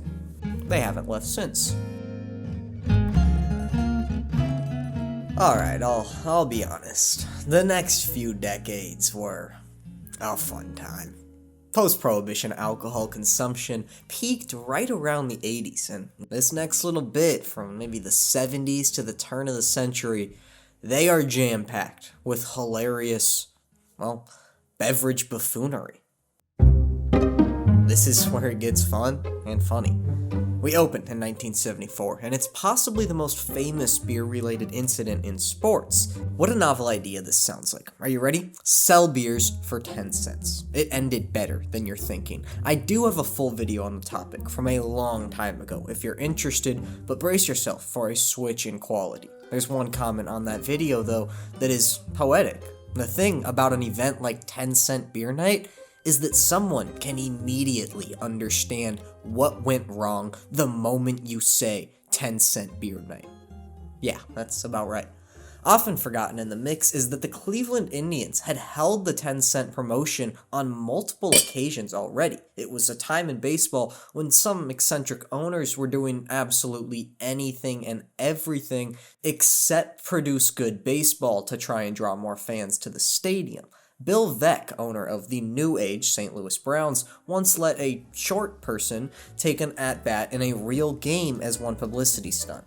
But the Rangers game in Cleveland was not a normal night. It was an unfortunate coincidence for pacifists everywhere that a promotion with alcohol cheaper than ever aligned with a brewing rivalry of violence. Just about a week earlier, the two teams had met in Texas, and a benches-clearing brawl ended with Indians players being bombarded by food and beer bottles when they got back to their dugout. Indians fans and players thought the game should have been forfeited because of this. When jokingly asked if he was going to bring body armor to Cleveland for their upcoming series, the Rangers manager responded, "No, they won't have enough fans to need it." That is a ballsy play. Cleveland is a pretty weird place. 2 days before the fabled beer night, the crowd for the Indians' home game against the Royals was 4,205 loyal patrons. When a dime could buy happiness and the Rangers were in town, over 25,000 showed up. It was more than double the average home crowd for the season. There was no limit on how much beer anyone could buy, though one could only walk away with 6 cups per person at a time if that was an issue. Don't worry, it won't be an issue for long. As the game went on, not too out of the norm, the crowd was slowly growing drunker by the minute. Profanities were shouted and often picked up by the broadcast. A very small amount of stuff was being thrown on the field, not really enough to cause commotion. You can definitely see things starting to fly around in the stands early on. Trouble brewed. In the 4th inning, Tom Grieve of the Rangers hits his second home run of the night. It put them up 3-0. As he trotted the bases, a naked man streaked across the field and slid into second base. The next inning, a father and son ran on the field, and each of them mooned the crowd. Family bonding is important. At some point, this may have actually been the second inning, a woman ran onto the field, pulled up her shirt to flash an extremely excited crowd, and casually smooched the umpire. Big cheers from the crowd for that. Fireworks began going off from the stands. People started throwing things at Rangers players, including, but not limited to, hot dogs, full beer cups, and empty beer cups full of spit. As chaos and liquor overtook the night, most families or sober people began to leave the stadium. This is despite the fact, and this is also often forgotten, the Indians were on their way to staging a great comeback. We don't know exactly when it happened, but by now, the beer vendors were long overpowered. 10-cent beer night quickly turned into free beer night, as no one dared try to stop the crowd from filling their own cups as they please. In the 9th inning, as the Indians are rallying, tying the game, and in walk-off territory, everything spilled over. Beer joke. The night ended, as so many great alcohol stories do, in a riot. A not-exaggerated, full-fledged riot. After the tying run was scored, another fan ran onto the field and grabbed the hat of a Texas Ranger outfielder. The player rightfully kicked him and fell over when he did so. With one of their players being physically touched, the Rangers dugout, led by their manager, rushed out onto the field to defend him. Players were carrying bats and pieces of plywood they intended to use as weapons if necessary. It was about to be necessary. Fans took this as a declaration of war. Hundreds rushed the field and surrounded the Ranger players.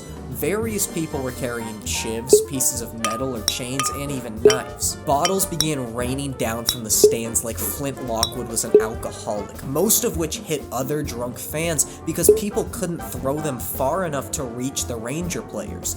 The Indians began to fear for their opponents' lives. At the instruction of their manager, they rushed onto the field similarly, ready to fight their own fans. One Indians pitcher was hit by a flying folding chair. Where did that come from? The umpire's bleeding from his head. He got hit by either a rock or a chunk of a seat? Who knows? Multiple players were forced to throw punches and wrestle with fans as they made their way off the field. As they escaped into the clubhouses, they managed to get the doors closed, locked, and barricaded behind them. The field was then destroyed beyond game usage, and the game was quickly forfeited to the Rangers, negating the rally and tie score. In the history of home field advantages, I don't know if any group of fans have ever played a larger part in an outcome of a game than the Cleveland Indians' own supporters on this night. The riot continued as police poured into the stadium to restore order and Rangers players poured out of it to restore their safety. One sports writer wisely recognized the moment and tried to interview fans while standing on the field amongst a living riot. He was punched in the face by two separate individuals before he stopped trying. M80 firecrackers and cherry bombs were now being aimed directly at the field in the middle of hundreds of people. Some, though likely still drunk, chose to sit back in the stands and just watch the scene unfold, staying until after the riot was dispersed and enjoying it as entertainment they paid for. Various people in groups could be seen and smelled smoking weed in the stands. Only 9 people were officially arrested at the event, but an estimated 60,000 beers were drank. It was a Brewski-incited nightmare.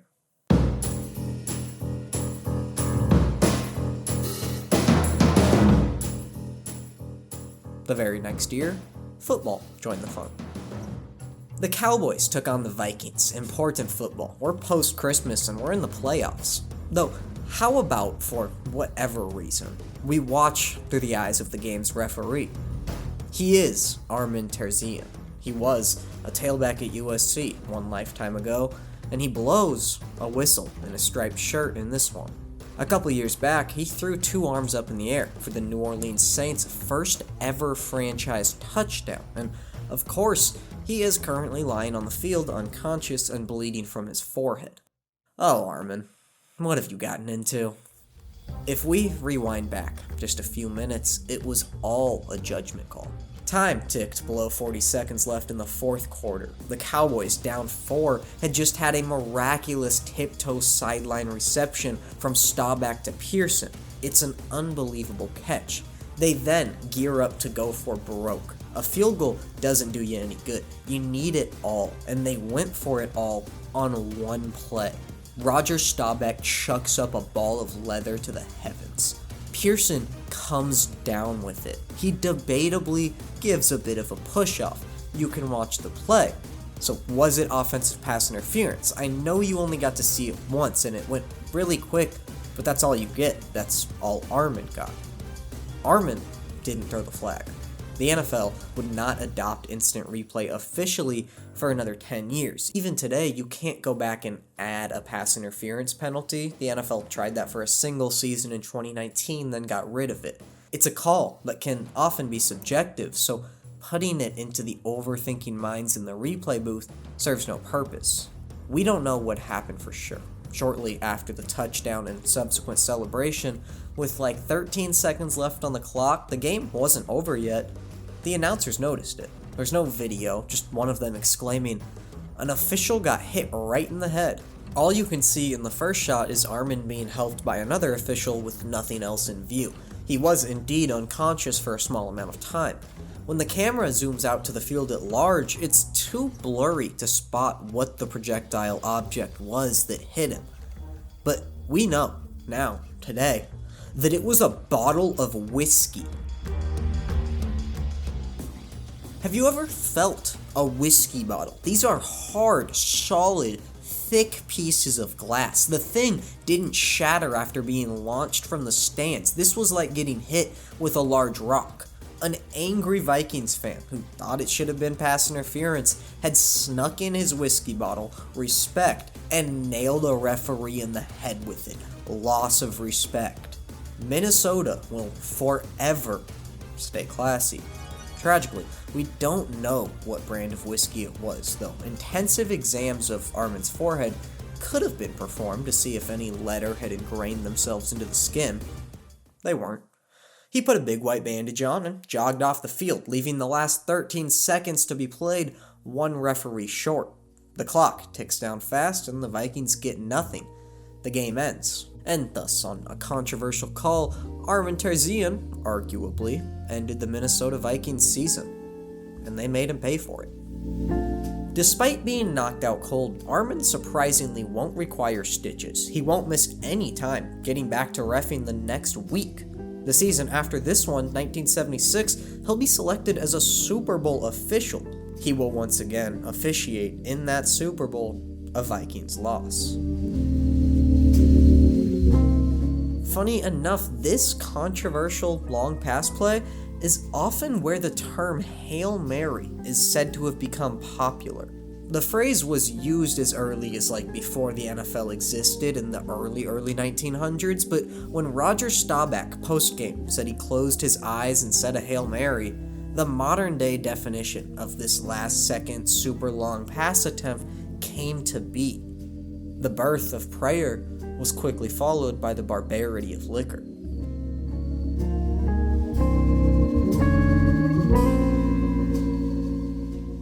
Baseball beckons us back to it. 1979 brings along the evil, other-gendered twin of 10-cent beer night. That of disco demolition.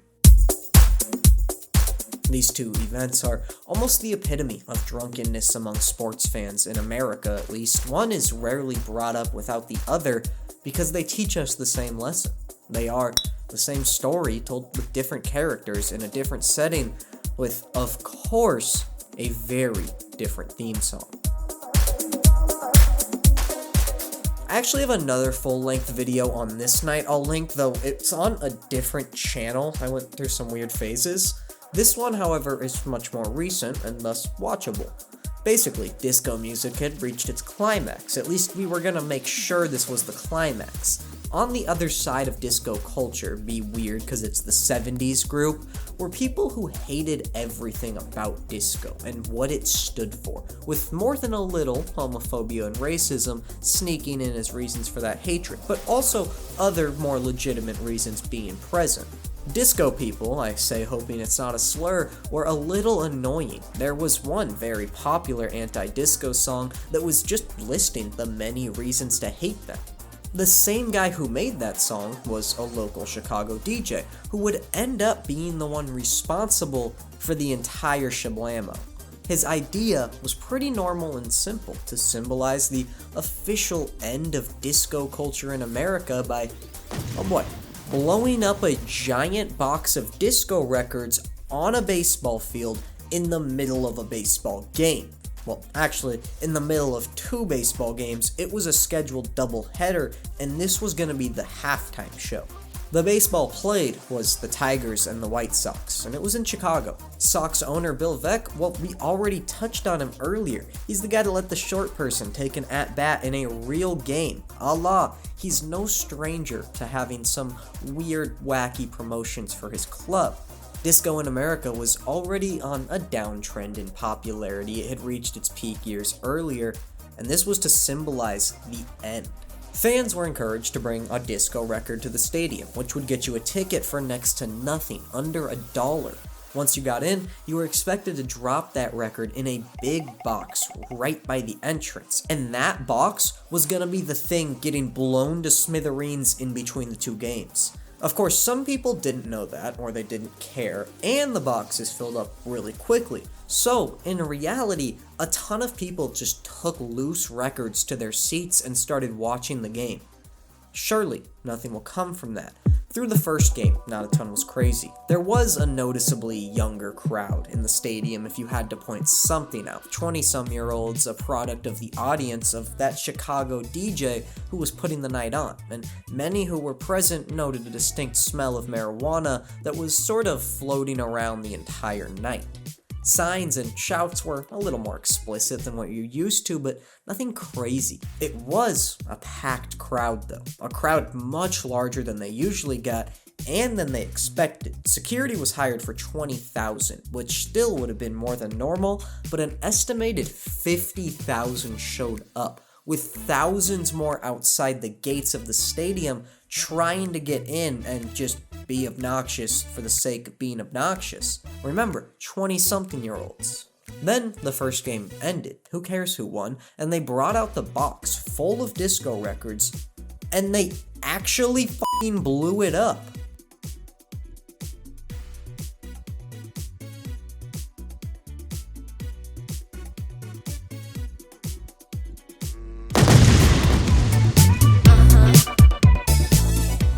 Yeah, that is a box of records exploding on a baseball field. Even the universe sees new things some days. After the explosion, some fans thought, well, gosh, this is pretty weird and chaotic. I doubt anyone is gonna stop me if I run on the field. And then a lot more people got that same thought at the same time. It sort of tumbled and spiraled into, well, look at it. It's a full-fledged alcohol riot. Where have I seen that before? Terrifyingly, these people also had their hatred of a genre of music, giving them extra fuel to a crazy fire. This turned into a nightmare if you were, a normal person trying not to die. Records were flying on the field, which was now overtaken by hundreds of people. Fans were throwing these things from the upper deck, slinging them down like boomerangs straight down. With momentum and sharp edges, they were literally stabbing halfway into the grass when they landed. A few people were probably hit, and that looks like it would leave a nasty cut, but who do you report your field storming injury to? There is no more order left in this world. This baseball stadium in Chicago now belongs to us. With a sold-out game, there were so many people trying to sneak inside or just overpower their way in the stadium, especially after the explosion and field storm, that security shut off all but one gate for fans to enter or exit from. That meant people now trying to escape with their lives intact were now trapped in the disco ruins drunken ballpark. There is no escape. The scoreboard flashed desperately. Someone had the bright idea that maybe playing Take Me Out to the Ball Game would calm them. They gave a soundtrack to a mob that had expressed nothing but disdain for music. Chicago riot police were the ones finally called in to disperse the thing, arresting 39 people while wearing BO2 riot shields. Amazingly, no one died.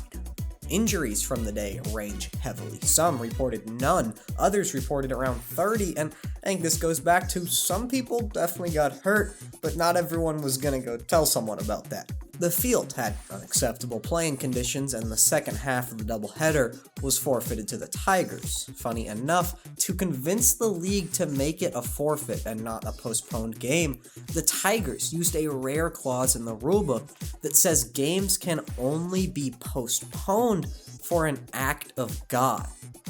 It's a good argument, because if this was an act of God, he either really liked booze or really hated the Bee Gees. This was no act of God. This was the doing of the liquor.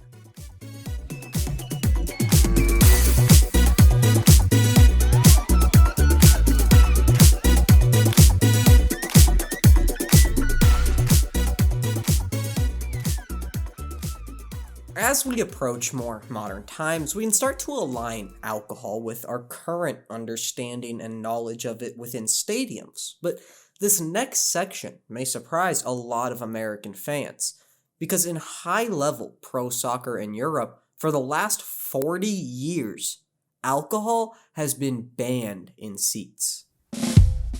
That classic relationship of a beer that's too foamy at a ballpark that's too expensive, it's an American classic, right? But in the Premier League, as soon as you got a glimpse of the soccer field, you'd be breaking the law. It all went down in 1985, though that was just what everything in the decades before then had led up to. The way soccer fans, people across the pond usually put it, is that hooliganism in the sport was running absolutely rampant the past decades. You know, in America, there's organized crime. That's a thing. We call them gangs. Some groups get specific names, like the mafia. Do you know what the translation is for that into European nonsense?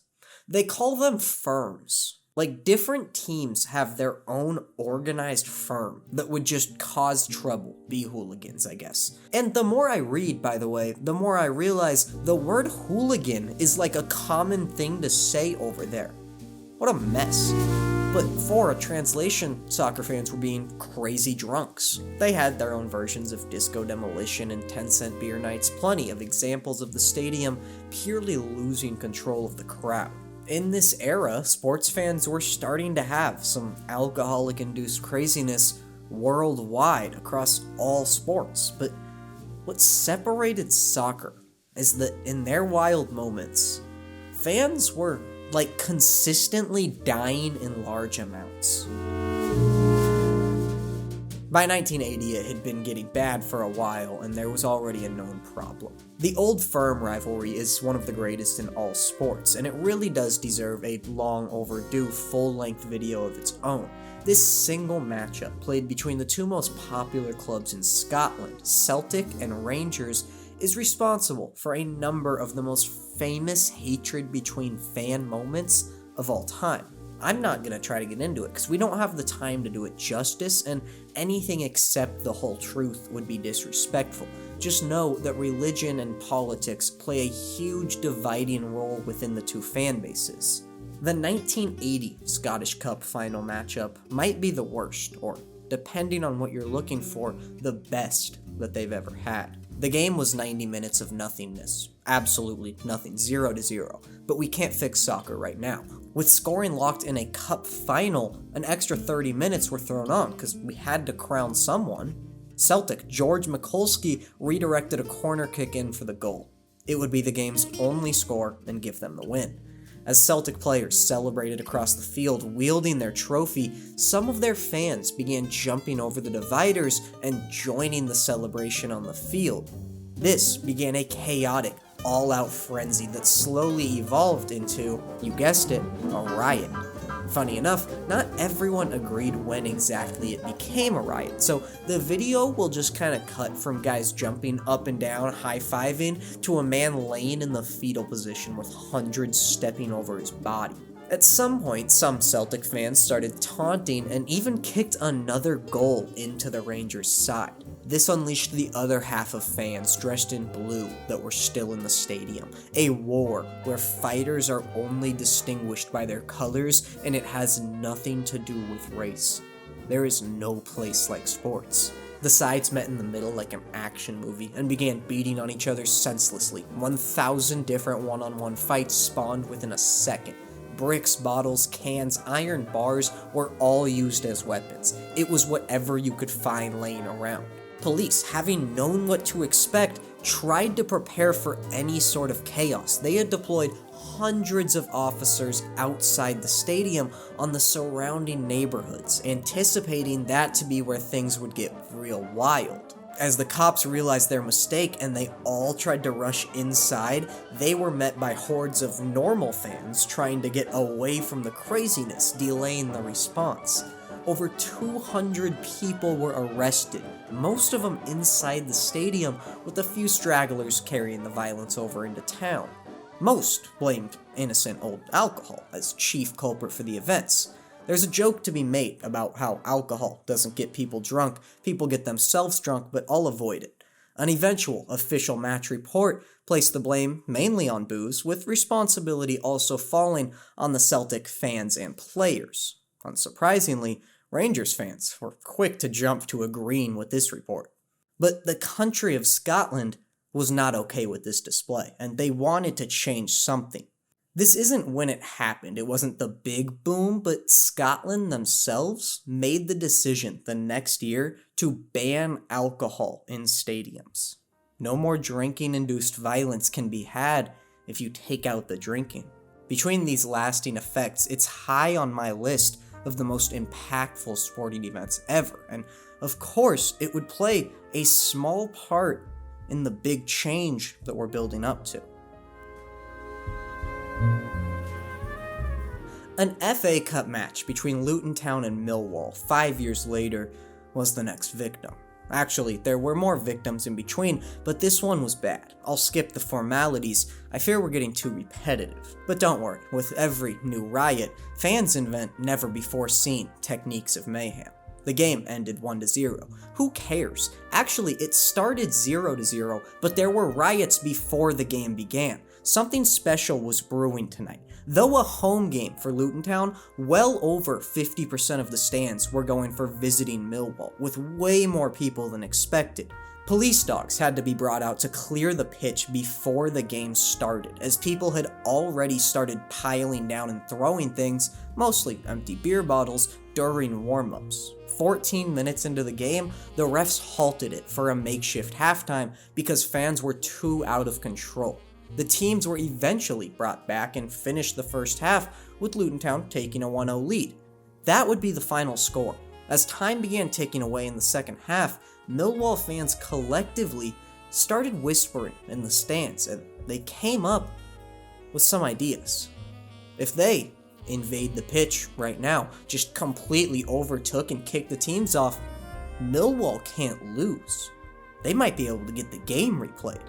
Fans began trying to streak the field, but by this point, police had called in every favor they had. There was basically a line of cops parallel to the out-of-bounds marks.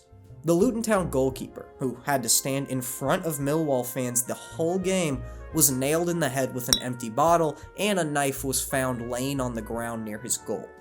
When it finally ended, visiting fans instantly made their move. The police could control 1 or 2 or 10 streakers at a time, since with such a large crowd, the fans could not coordinate an attack. But that final buzzer acted as the leader of an army giving the call to charge. The police barricade was now laughably outnumbered. It split wide open. Fans sprinted straight towards the Millwall players, trying to do God knows what to them. Luckily, they were able to barricade themselves in the locker room just in time. Fans began ripping seats out of the stadium and throwing them down onto the field, now mainly targeting the policemen still there. Here's a quote from a bystander. Children around me clung to their parents in fear. Women and pensioners vowed to never go to a football match again. The scenes before me were ones of open, bloody warfare. I was reminded of the Brixton riots. As a true Millwall fan, it was impossible not to feel shame, not to feel sorrow for the game of football, and not to despair at how low life they had sunk. For these were not fans, they were not people, they were animals. One British legislator actually called for the return of public floggings the next day, which means whipping people who do wrong in front of the whole town. His idea was rejected. The riot turned into more of a citizens of Millwall versus the police situation. It extended out of the stadium and into the streets. There's no amount of money I would not pay for drone footage of the event. It was anarchy in England. 47 people were brought to area hospitals with injuries, almost half of them estimated to have been police officers. The people won today's battle. One cop was hit in the head with a concrete brick and stopped breathing completely. Another officer jumped on him and started giving CPR and mouth-to-mouth, successfully bringing the guy back to life while also still being pelted with pieces of concrete. Shockingly, a fact that still surprises people who were there, no one died other than the hopes of the stadium janitor. Days after, with the place in complete disrepair, they announced, whether by choice or necessity, a €1 million renovation to their stadium. The FA, the Football Association, in punishing Millwall, pulled a "we're not mad, we're just disappointed," saying that the worst punishment possible had already been given. The club was now synonymous with everything that was bad in football and society. Damn, Millwall. The craziest thing to come from this, though, was how Luton Town reacted. I've never heard of something like this. They banned opposing fans from their stadium. Just completely. If you are rooting for the away team, you could not come watch or buy tickets. A couple years later, they would be kicked out of the Football League Cup because of this policy. It was lifted soon after.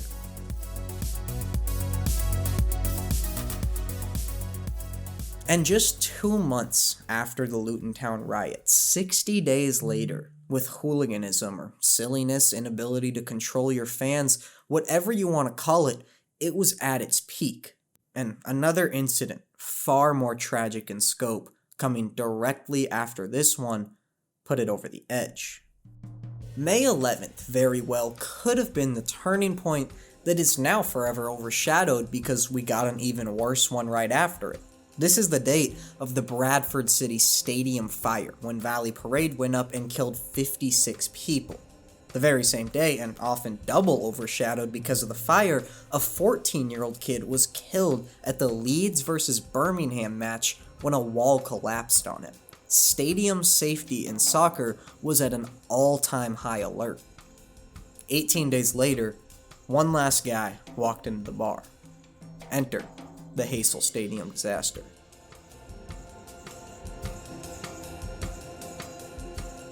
"600 injuries, 34 arrests, 39 deaths, 14 charges of manslaughter. Causes of death, human crushing. The city went into a state of emergency after fights between opposing fan bases tore down walls and crushed hundreds. There were these standing spaces in the stadium, and fans were excited. They flooded in, and too many fans were let into the same ones. Almost everyone involved was drunk to varying levels. They tried to separate fans of the two different teams, but some Liverpool fans took advantage of an old wall that they rushed and brought crashing down, allowing the fans to crush together. Many parts of the stadium had already failed inspections before, and now dozens were dying because of it. A majority of the deaths, 32, were Juventus fans. Oh yeah, then they played the game after. This decision was made out of, I don't really know, fear? The reasons I've seen were that the fans that died would have wanted it, and that the city was genuinely more scared of canceling the match because of the fights that would ensue after that. The tragedy was initially blamed solely on Liverpool fans and heavily attributed to overall drunkenness of the crowd. Many were arrested and served prison sentences. As time went on though, reports would be released detailing how security and police forces also shared the blame, not fulfilling their duty to serve. This one wasn't all poor alcohol's fault, he's just the easy scapegoat. And still, even without blame, they used this as the final straw to give him the boot. A lot of people were looking at Scotland right now. Since they had banned alcohol 4 years ago, football hooliganism had gone completely way down. Even if this one wasn't started by the Devil's Water, there did seem to exist a correlation. Days after the Heysel Stadium disaster, the UEFA would ban all English clubs from European competition for 5 total years. It was a demand from the league to get their fans' acts together. And just weeks after that, Britain, needing to regain control of themselves to have a chance at playing competitively again, they ordered a ban on alcohol in stadiums. Anywhere within a view of the pitch was not allowed to serve or even have any alcohol at all. The seats went dry. Buses and trains heading to the stadium also became completely alcohol-free. There are concourses with bars inside of stadiums, kinda hidden away so you can't see the field, still following the rules, though many have argued that this method is just as dangerous because it encourages binge drinking before games and at halftime. Still, though, to this day, this rule stands. Did it work? Well, the riot sort of stuff definitely went down, though not away entirely. It's worth noting that 4 years later, there was another tragic crowd crushing. This one was really not the fault of the fans, but horrible security who were charged and found not guilty of their crimes. The Hillsborough disaster in '89 had 97 total deaths, proving that it wasn't just alcohol at the root. Though many of the fans were drunk, staff overflowed certain standing sections of the stadium, causing a fatal crush. Again, it sucks, but initially they did try to blame fans and alcohol. Particularly the tabloid paper The Sun was adamant that the fans were at fault, and they printed some horrible words about the victims who had just died. In time, though, official reports told us no, these events are just being horribly mismanaged in stadiums not built to support them. But the amount of these soccer atrocities definitely did go down overall, a good thing, and I doubt we could ever again see a stretch of chaos like the early to mid 80s brought us. And boos are still banned in view of the pitch for all of the 5 highest leagues in British soccer. On the sort of American versus European argument, one side will say that soccer fans are just way crazier, they care more and are literally willing to die for their teams, while Americans will say it's just because they have shitty engineering and can't hold their liquor. But if you want to drink a beer from your seat and enjoy some soccer, no problem. You just have to suffer through an MLS game.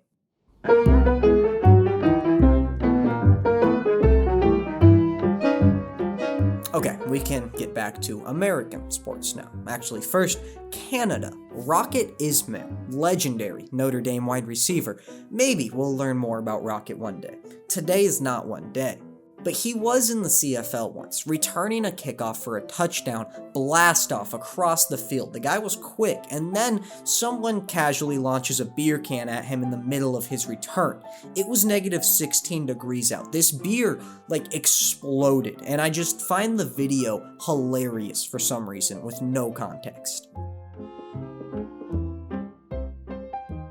1996, something funny happened. See, ever since Prohibition, there had been an agreement. It wasn't an official rule from anyone, just an understanding between liquor companies to not advertise liquor in television commercials. Now, I've been using the words liquor and beer and alcohol interchangeably through the video, but the distinction is important here.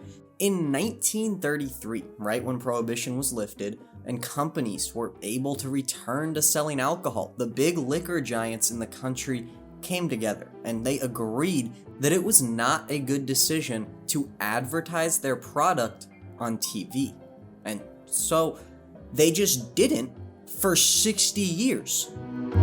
The reasoning in 1933 was that the companies were really scared Prohibition was gonna come back. Not wanting to get double screwed, they figured they would only advertise beer and wine on television, and even those two had different restrictions and laws that were developed and tweaked over time.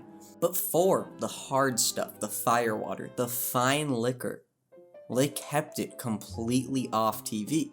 It was too good to risk.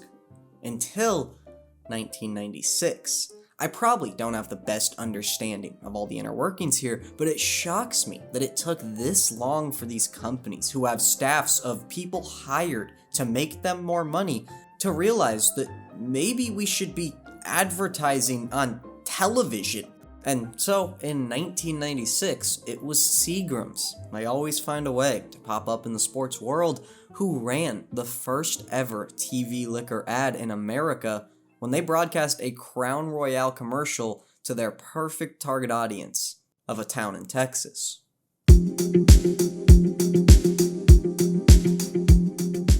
David Wells, 1998. He pitches a game for the Yankees at Yankee Stadium. First pitch, afternoon start, was at 1:36 p.m. Less than 3 hours later, David Wells had tossed the 15th perfect game in Major League Baseball history.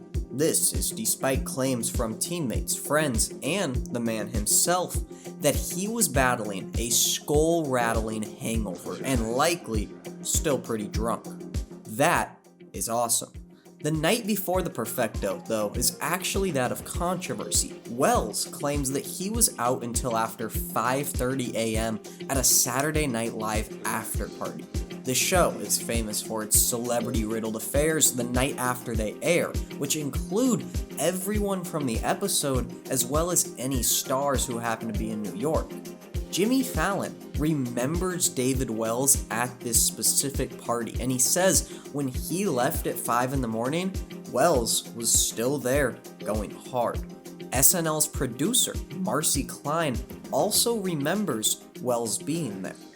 Here is the issue. There was no SNL episode that week. In fact, the show's season had ended 7 days prior, and the entire cast had started going their own ways for the break. Even weirder, Jimmy Fallon did not join SNL until the next season of the show. It's weird stuff. I don't think Wells was lying, I just don't know how we got here. These famous SNL parties are said to only be thrown after episodes, and a week after the season ended seems like it would have been weird. But somehow, some way, David Wells got really drunk, then he threw a perfect game, put him with Max McGee, and call it the hungover haul. A couple years later, a cool article was written about him with the great title, Chips, Beer, and American League Batters, the David Wells Diet. Fun fact, it's not about alcohol actually. As a child, David Wells used to throw rocks at homeless people. We know this because David Wells is the one who told us that he used to throw rocks at homeless people. There's the fun fact. We've entered the 2000s. Rejoice. We've stumbled upon the Cleveland Browns. Weep. It's week 14. The Browns are 6-6 on the year. Playoff hope's still alive. For that to be true this late in the season, this is a franchise year. Their opponent, thought to be the Jacksonville Jaguars, is a different black and white safari-themed animal. It's 4th and 2. The team is driving with about a minute left, and they're down 5. We need a touchdown. They convert on 4th and 2. Quickly, the team scrambles up to the line and spikes the ball. The whistle blows, and controversy ensues. The announcers were in one world. They were confused by the spike. It looked like Browns quarterback Tim Couch, legend, double pumped a spike. And you can't do that. You have to spike the ball instantly or you become a passer and it turns into intentional grounding. We're all in agreement, right? That's probably a penalty. You can watch the video and judge for yourself. The announcers both thought the same thing. We were kind of just waiting for the call. The ref trots out. Replay buzz prior to the snap. We'll be looking to see if the last pass was incomplete or complete. That's the what? The referee calls an incomplete pass on the 4th down conversion. No, mister, no. That is not how we replay. No. You cannot go back in football and review any play after a new one has happened. Everyone knows this. This is day one replay stuff. This is one of the worst ever televised moments of sports officiating. They effectively erased a play from recorded football history. It happened, but it didn't happen. The announcers disagreed. The Browns were pissed. People at home were livid. Any sort of normal unbiasedness that's usually kept by the announcers was completely broken. They were shitting on the league itself. This is a mess. But the fans of the Browns who were in that stadium, who felt their playoff hopes being ripped away, who could see with their own eyes that this was BS, who lived in Cleveland, no one was more upset. That day, the sky rained beer, and the bottle that held it. Hundreds of them began pouring all over the field. The Jaguars players had to leave the sideline and sort of hover in midfield, so they were the furthest possible throwing distance from everyone at the same time. Security realized that if these fans wanted to rush the field, they weren't going to stop them. Of course, the refs are where most anger was directed. Attempting to finish the final seconds of the game, even if it was just the Jaguars taking a knee, was not going to be easy. All over the inside of the field, in play, were bottles and trash. How exactly are they going to calm down this crowd? Oh, what's that? Oh, ref's talking again. And now they're going to call the end of the game. Unbelievable. Ruin everything. Admit defeat, and cower away.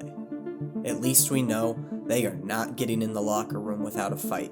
Enjoy watching as the scrawny men scramble to protect themselves with zebra cloth, hundreds, thousands of dollars worth of stadium beer, also known as like 3 beers, rains down. As the field empties, the announcers chew on the scene and are disgusted. The fans continue. Someone from the NFL office makes a phone call. They inform someone that this game has to be finished. They need to get the refs and both teams out of the locker rooms and let the Jags knee the ball one time. It's a lack of common sense, a dedication to the letter of the law that pro sports have historically had to follow to ensure credibility. But this wasn't 1924. The NFL wasn't folding tomorrow. This was embarrassing that no one was able to weigh risk versus reward, reason versus desire, and call the game. Neither team brought all their players back out, but rather each scrapped 11 guys together and threw them out on the field as offense and defense, because most people were already undressed and out of their pads. The Jaguars need the ball one time, and everyone had to retreat to locker room safety again. I encourage you to watch the whole video of the meltdown. Because it's so much more recent than a lot of what we've talked about today, you can actually kind of watch it play out in good quality and know what's going on. It's amazing. The Jaguars, who had cared to come back out, were again pelted with beer on their second run into the locker room. Now, it was claimed, especially by the Browns, that no one got hurt, no injuries, no lasting consequences here. However, it was also picked up on the broadcast when one announcer said this. "You gotta stop throwing crap. We just saw a guy get hit in the head and he's down, split his head wide open." Though, I will say, never let anyone tell you that Browns fans got out of hand today or that this was their fault. They got screwed. They watched themselves get screwed in real time, and poor Cleveland is unlucky that this happened to them because with that kind of officiating, they're not the only city that would have cracked in the situation. Blame the NFL, not the Browns. You want a real piece of information to get mad at? The ref who made those announcements we were watching to go back in time for replay and to call the game? Well, that was Terry McCauley. Terry reffed 3 Super Bowls and is currently employed as NBC's official NFL rules analyst. He gets paid to tell us about the rule book. I need a drink.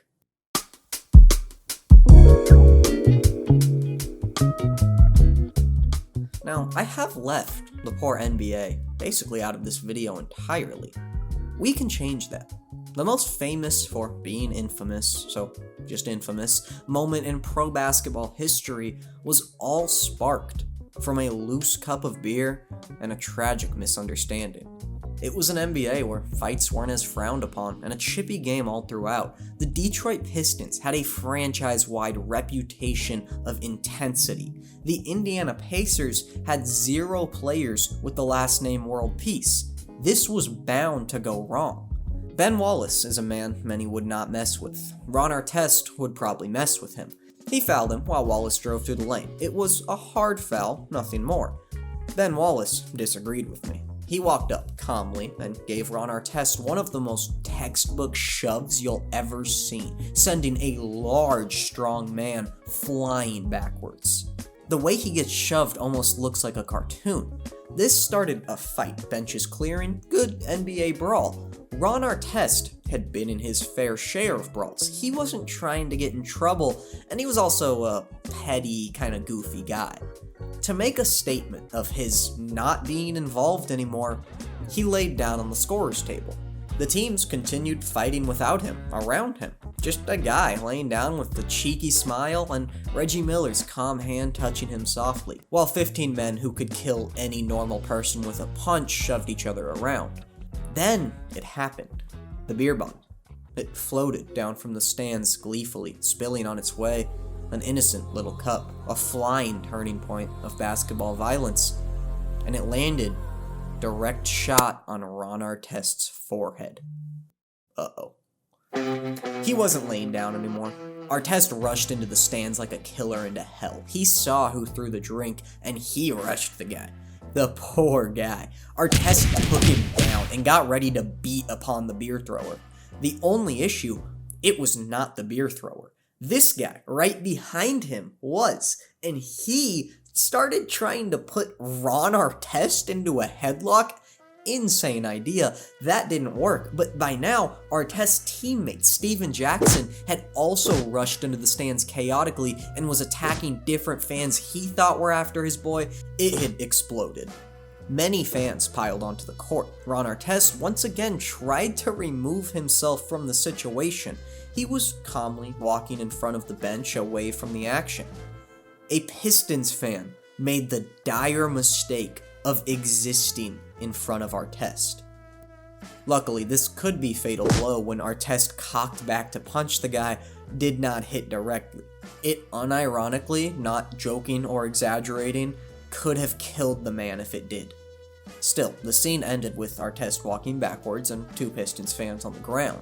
It is often seen as the worst fight and maybe darkest moment in the league's history. As often happens with these situations, the NBA passed new rules limiting the size of alcoholic beverage containers, maybe banning the throwing of them on players' foreheads. Ron Artest picked up the longest suspension in NBA history and then changed his name to Meta World Peace. Alcohol reminded us that even after all this time, it still reigned supreme. There could never be a better mischief maker in the sports world. There isn't one today. Because that pretty much takes us into modern times, where we can understand the relationship without me explaining it, because we're living through it.